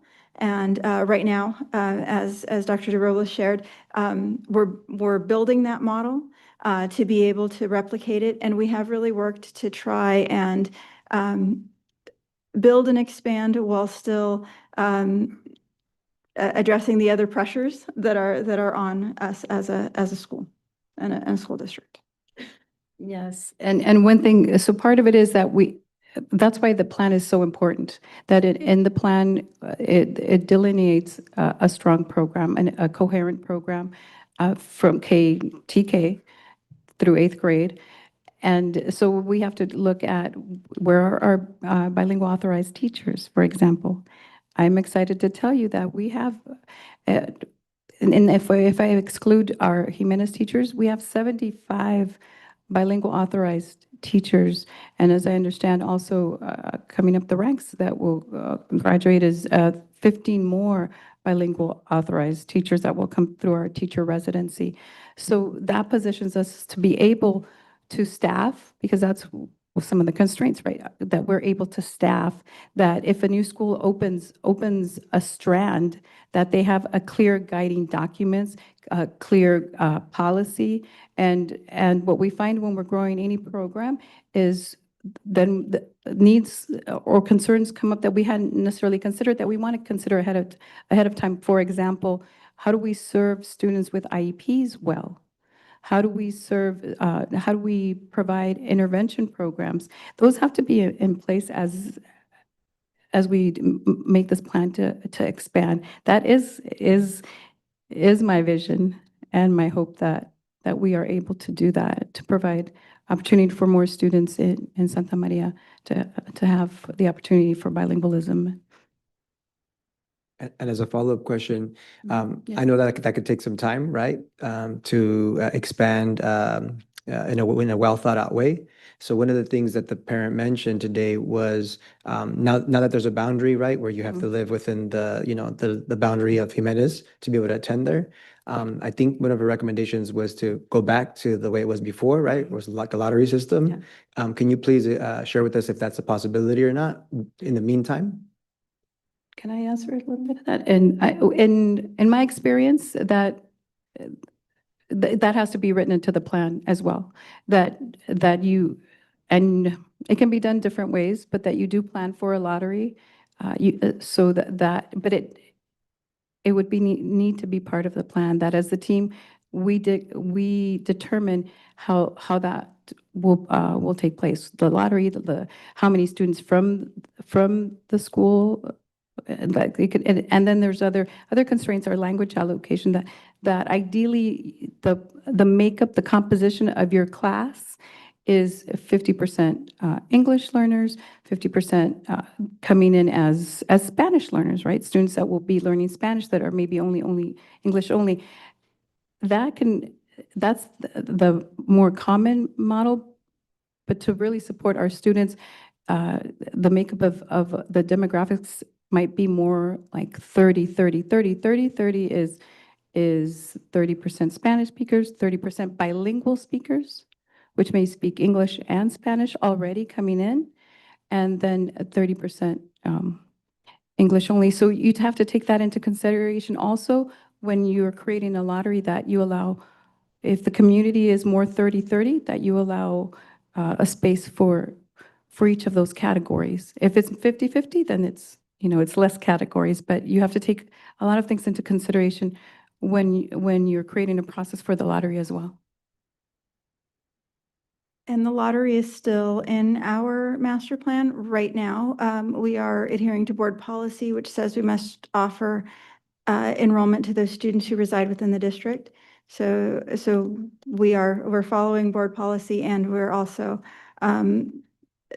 confronted with the pressure that there is, after offering that enrollment to those students who are in the boundary, there is no space for a lottery at this time. But we're hoping that, with the building of our new school and those sorts of things, that it will relieve some of that pressure, and we'll be able to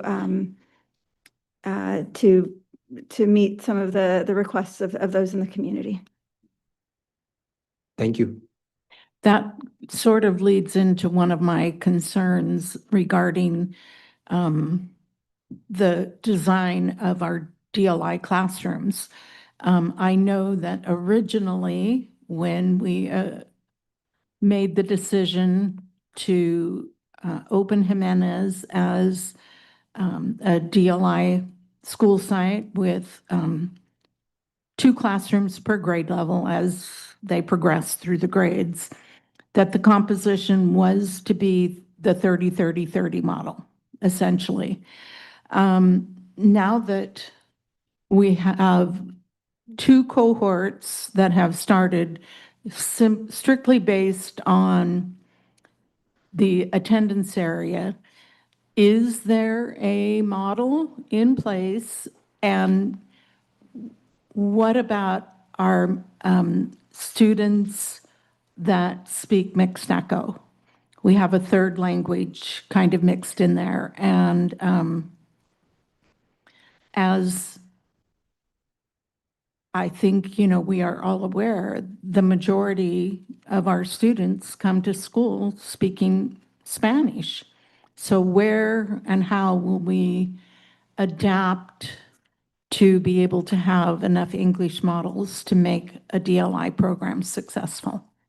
So you may recall that the state of California determined that it was developmentally inappropriate for us to test students who are in transitional kindergarten to give them that initial LPAC. So they're going to receive a full year of instruction before we determine whether or not they are considered English learners and not initially English fluent proficient. But in looking at our numbers, about 1/3 of our students who are enrolled in TK right now, simply based on the home language survey, are English only, which would provide us that 1/3. And then that 2/3 remains to be seen whether they will be designated as initially fluent English proficient or English learners. So it looks like right now that we still have, for those who are remaining in or living in the boundary, we do have that composition that would allow us to have 1/3 of those students be English models because they are English only. Thank you. And my other question, I'm sorry, Ms. Charlin said, I didn't look over there.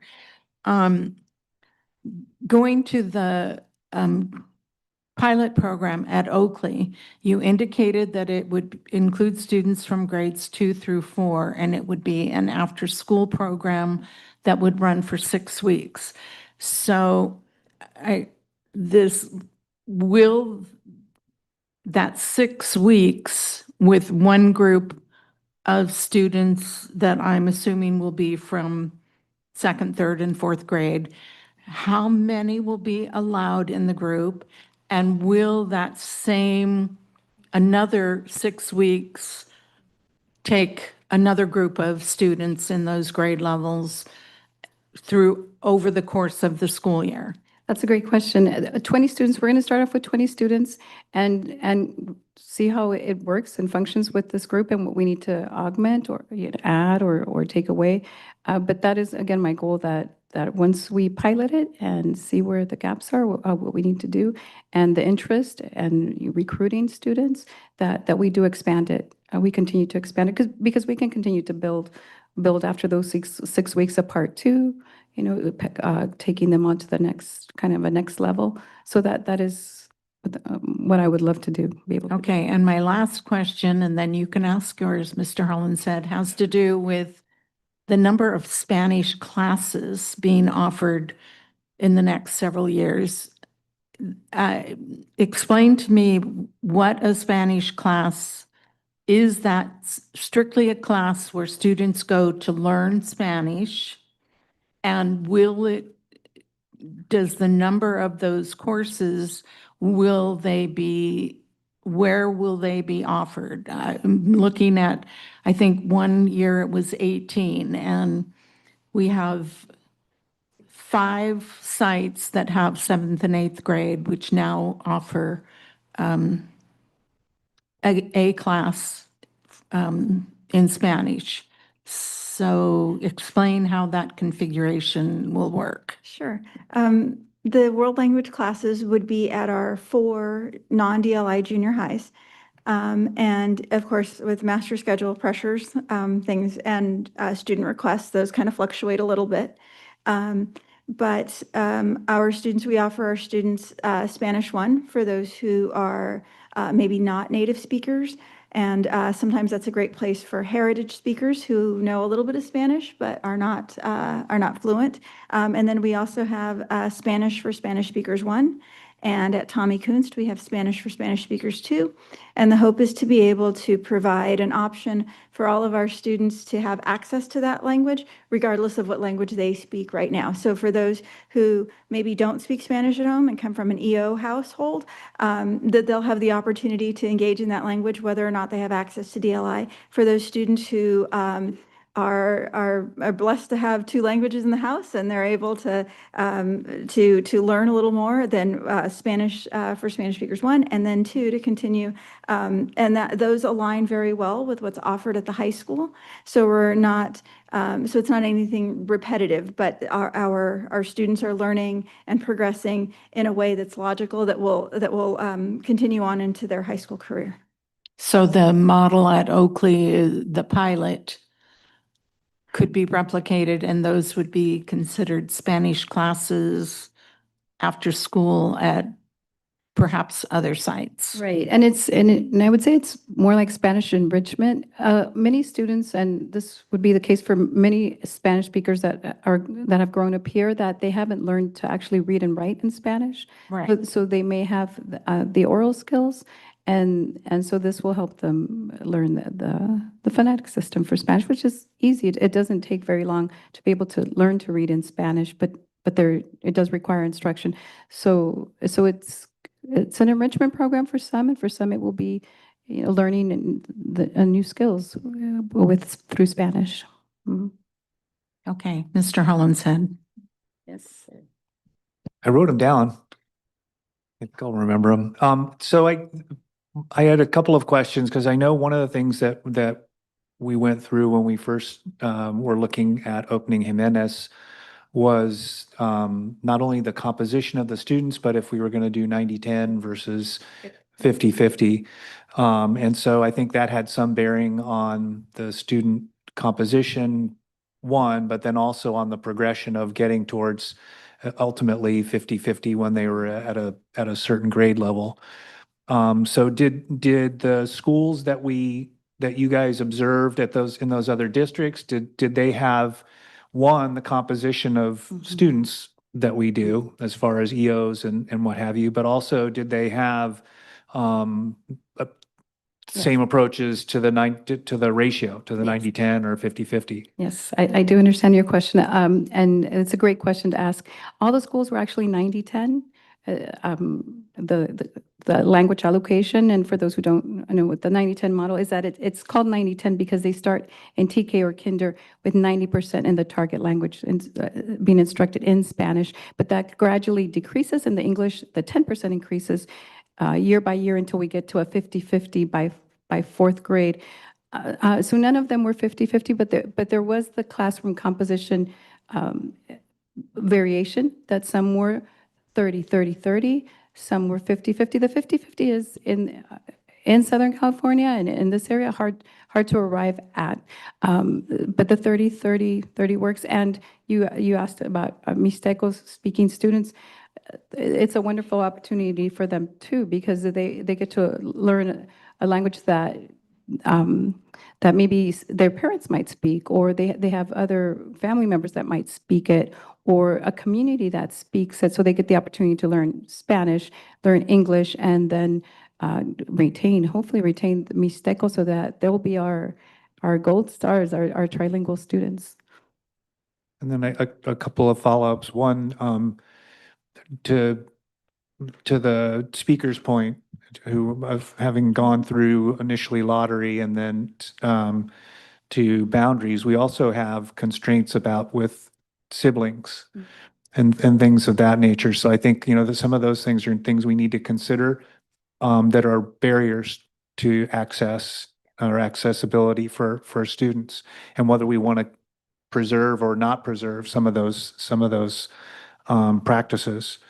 And then for Dr. Castillo-Schiffer, I have a question around our community schools, and how this would fit into, this may be a really big question that you need to get back to us on, but how increasing the number of DLI sites would go hand in hand, maybe with a community school model as well, or if those would be piloted maybe in different areas. So all of our schools are community schools. Our leadership was bold and allowed us to apply for those 21 grants. So all of our schools have access to that community schools money and the framework that we hope to implement there. So any school that we would expand to would be a community school. The after-school program really does align very well with what community schools are looking to do. So expand and enrich the experience of students, and also that really key component of providing students with those messages that who they are is wonderful, and what they bring to the table is valued. So really making sure that our students know that we value their second language, and then giving other students the opportunity. So that enrichment piece in the after-school program is definitely in alignment with community schools. But we can do a little research and see what that might look like in other places. We are in the fourth cohort, and that's really hard to say together, of community schools for the state of California. So looking to see what others have done here in California, but also what they've done across the nation, because there are community school models in other places. We'd love to bring that information back to you. Yeah, and honestly, I think it's a lot like our teacher pipeline program, that if it's something that we really that we establish and really see to its fruition and keep the mindset where we have it and our goals and our vision, I think it's something that people want us to share with them, right? We've got the assets, and it sounds like all the pieces in place. So I really appreciate that. Then the last thing I wanted to ask about, and one of the things that we talked about with the transition for Jimenez to being K-8 was the junior high students. And so I think with expansion, one of the things that we need to consider in our plans is not only having Spanish in all of our junior highs, but if we're going to have, rather than full DLI campuses, or if we're going to have threads or what have you, that as we develop those, we develop obviously the follow through with a junior high site or two. So one, obviously so that we can do that expansion, but two, one of the things that we felt like our Tommy Kunst, Fessler, and El Camino and Ariana's kids were getting that maybe the Jimenez kids weren't getting were some unique junior high experiences. So I think just want to make sure that we keep that part of it in mind. Absolutely. And that goes into part of our planning to make sure that we have a plan that is more than just 1 year, that is sustainable, and then positioning ourselves to make sure that that plan can be successfully implemented. So thank you for the suggestion. Any other questions or comments? Thank you, Dr. Schiffer and Dr. DeBroplus, very much. I will acknowledge the dual language immersion expansion update as presented. New business. My request for new business would be an update for ethnic studies. I believe it was last year that we received an update regarding enrollment, some of the successes of the program, and I'd like to hear some of the challenges and opportunities. So that's something that I would like to receive as a future agenda item. Can I just, expand on it? I think I would like to hear that as well, but, oops, sorry. Sorry for those of you at home. I would encourage us maybe to also include the things that are embedded in our curriculum, the things that we're already doing that are not necessarily just a distinct class, but the efforts that we're making outside of the one or two specific classes that we have. Is that what you're asking also? Yeah, Dr. definitely. Valencia? I would appreciate Yeah. hearing that as well. In other words, how is ethnic studies embedded in all of our coursework, but specifically also how are things going with our specific ethnic studies courses? Yeah, absolutely. I just have a comment about that. We have been acknowledging a variety of months, for Hispanic, for American Indian, Filipino, and the district. I'm pretty impressed with the list of resources that they are sending out that teachers have access to supplement their curriculums. So I'm not sure how we would actually have any way of measuring, what is happening. President Cordero, and I'll just a little bit of that. In regards to Dr. Salcido's presentation, I think it was 2 board meetings ago, maybe it was last board meeting. In regards to the diversity within our curriculum and the stories and lessons within those curriculums, within the curriculum, those were some of the things that were addressed. Now, the new business of ethnic studies was also brought up last board meeting as well. So we are looking at doing an update on actually exactly what you're talking about, Board Member Valencia, looking at actually assessing our program, our ethnic studies program, where we're at. Course, right? Right, exactly. And right now, it's not where we would like it to be. And so we're going to start with just doing an update on that. We don't have, I would say here, that we don't have enough to do a presentation in regards to bringing it to the board, but we will provide an update talking about the assessment of our program, what we need to do, and next steps for a quality, robust ethnic studies program or class. And I appreciate that, and I think Ms. Lo Chung Vu, we've shared that before, and I think that answering those questions kind of answers what I was expanding upon, because obviously we want to, just as we've talked about now, and I watched Dr. Saucedo on cultural responsiveness, we want to acknowledge those things on a regular basis, and And at some point, right, we want it to be something that's integrated where we don't have to worry about, okay, well, it's this month and we're going to give them reading materials on that. So that's really all I was suggesting. And I would just respond to that. Mr. Holland said that as these things come through and come up through the pipeline, I think when we are reviewing new curriculum, new adoptions, starting, I think, with language arts, which is the next one, or Yeah. that we will see quite a few changes in those areas. No, I saw Mrs. Duran's comments as well, and I understand those things, and the ELA is finally coming. I understand from CSBA, so it'll be good. Yeah. Okay. Yeah. Ms. Cabral? I have an interest in, I know we are screening our students in kinder, first, second, third. I'm not sure if they're included. I would just like to kind of know how that is going. Screening, reading screening, which is something that is newly required.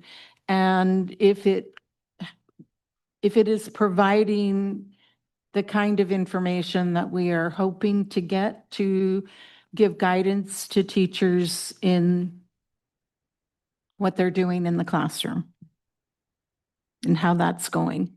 Okay, we'll get a update to the board about that. Dr. McDuffie, I'm not sure what the placement of this should be, but I would, again, hearing some of the comments and then also reading through any number of different periodicals or CSBA's news briefs. There's a lot out there about social media, screen time, and phones in schools or not, and what different districts are doing to curb their use or not have them in students' possessions. So if it's not appropriate for that to be something, obviously, maybe that's agendized, what our plan is or what we're doing. Maybe it's something that we could hear in a board report, whatever you feel like is the most appropriate way to give us that information, where we're at, what Yeah, we're planning. A board policy. Yes, so we have a board policy, but what I'll do is I'll work with the team to determine exactly where we are in regards to real time in our classrooms and in our schools in regards to screen time. And that's not just, we're just not talking about cell phone use, we're talking about social media, even I believe they were talking about screen time. We're talking about in the classroom as well. Yes. Yeah, right? that's what the parent was talking right. about. Exactly. Well, and Yeah, AI, throw AI in there too. Yeah, well, that's a whole nother kettle of fish. Yeah, so I'll talk with my team to see if there's some information we can provide to the board. Thank you. On that. Okay, board reports. I just want to acknowledge our staff. We received in our reports that a group of our fourth graders, I believe it was students from Robert Bruce and Ontiveros, were able to receive swim lessons at Paul Nelson Aquatic Center. So I just want to give a shout out to our staff for engaging our students, right, in these wonderful, like, life-saving and enjoyable opportunities. So thank you for coordinating those efforts.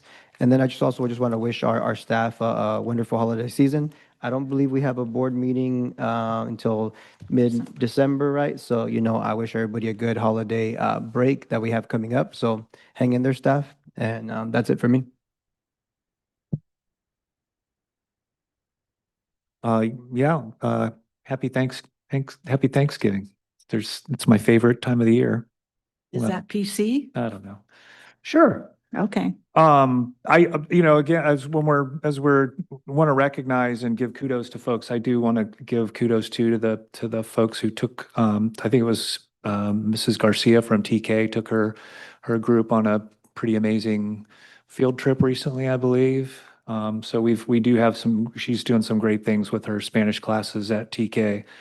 And so I just wanted to give her some kudos on that. And yeah,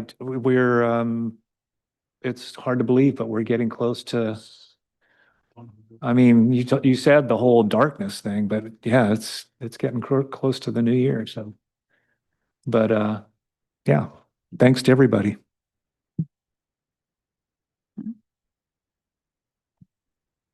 Well, it has been a full month since our last board meeting, and over the course of the month, I have participated in a number of the professional development opportunities in the district regarding UDL. I was at El Camino for their training or introduction to the Bright Futures Project. I helped out at the Fall Festival at Alvin, have been to a basketball game at El Camino, and we had lights out after school programs at our school sites. PCPA had a production, it's finished now, Every Brilliant Thing, that dealt with mental illness, essentially, and it was, I don't know how to say it. It had a huge impact on me. I'll leave it at that. And Fighting Back Santa Maria Valley presented a symposium on conflict resolution, and it was very well done. It was held over at Hancock in their, oh, I'm going to forget her name now.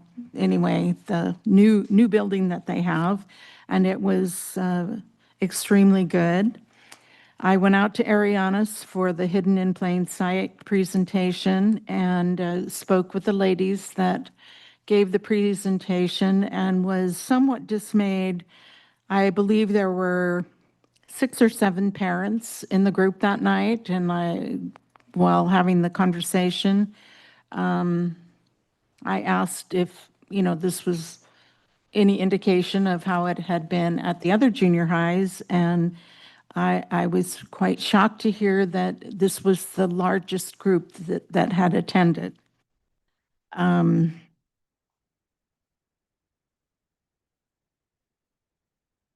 The teacher celebration, which I'm sure Dr. McDuffie will mention, and I'll leave that for him, was again a very happy event. It's very well done and really acknowledges the kind of work that pretty much all teachers do, but they've kind of narrowed the focus a little bit, but it is very well received, and lots of kudos for those involved in that.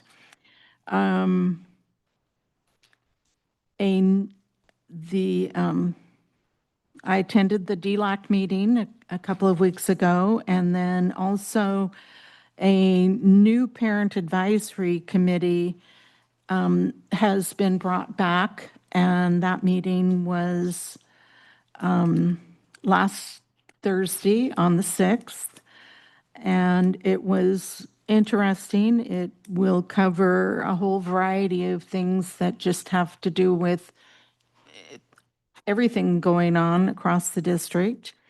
The Santa Barbara County School Board Association meeting was also last Thursday, and lots of conversation about topics appropriate for board members that may need to be offered, and we're kind of waiting on the CSBA AEC conference to see what happens there.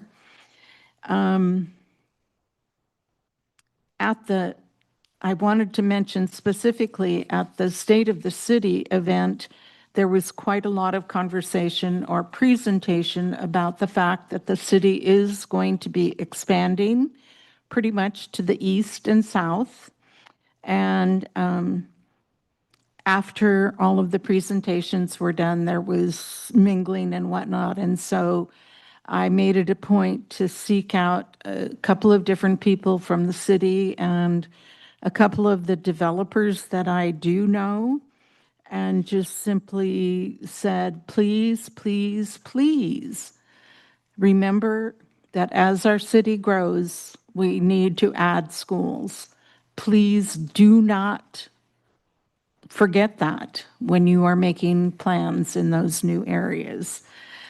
And, you know, I made kind of an offhand suggestion that maybe they could figure out how we could find the money to do that instead of having to pass bond measures, but that's a totally different topic.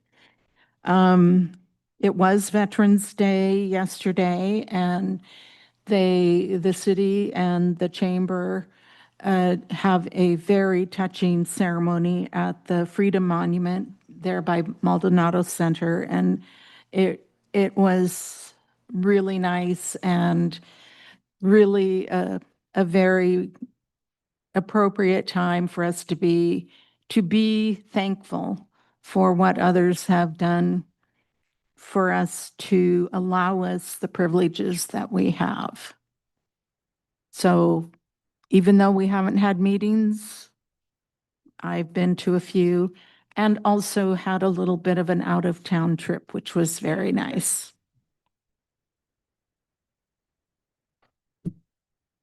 Thank you, President Cordero and board members. I just want to begin by first acknowledging Veterans Day as well, especially as I'm sorry, acknowledging the veteran. Are there any veterans out in the audience here? Thought I saw one. Oh, raise my hand. Yes. Celebrating Veterans Day yesterday. I just want to encourage everyone to take a few minutes to visit the SMBSD website, where we're currently featuring several of our SMBSD staff members who served our country in the armed forces as part of our Serving with Hearts series. And I'm proud to be among one of those being featured many decades ago, being in the military, and proud to be and serve with my military brothers and sisters. These powerful Serving with Heart tributes are also posted across our district's social media, so Facebook, Instagram, LinkedIn. So please read those. I think they'll be Sanchez Elementary will be hosting a Veterans Day celebration Friday, beginning 8:30. So anyone who is able to attend, come out and help honor our veterans. School Psychologist Week is very interesting. We talked about that, and we talked about some of the teachers talked about class size, and we talk about expansion of our DLI, and we talk about the fact that we are still hurting with our facilities. So a lot of different dimensions and different elements that play with each other. But I attended a AXA Leadership Summit last week, and one of the workshops, and President Cordero, you talked about mental health. There was one particular workshop that talked about reducing the stigma of mental health and mental wellness. And I think it's something that is often overlooked. You know, one of the things in this workshop that really got me thinking about this was the fact that there was a superintendent who was doing the workshop and had just talked about his father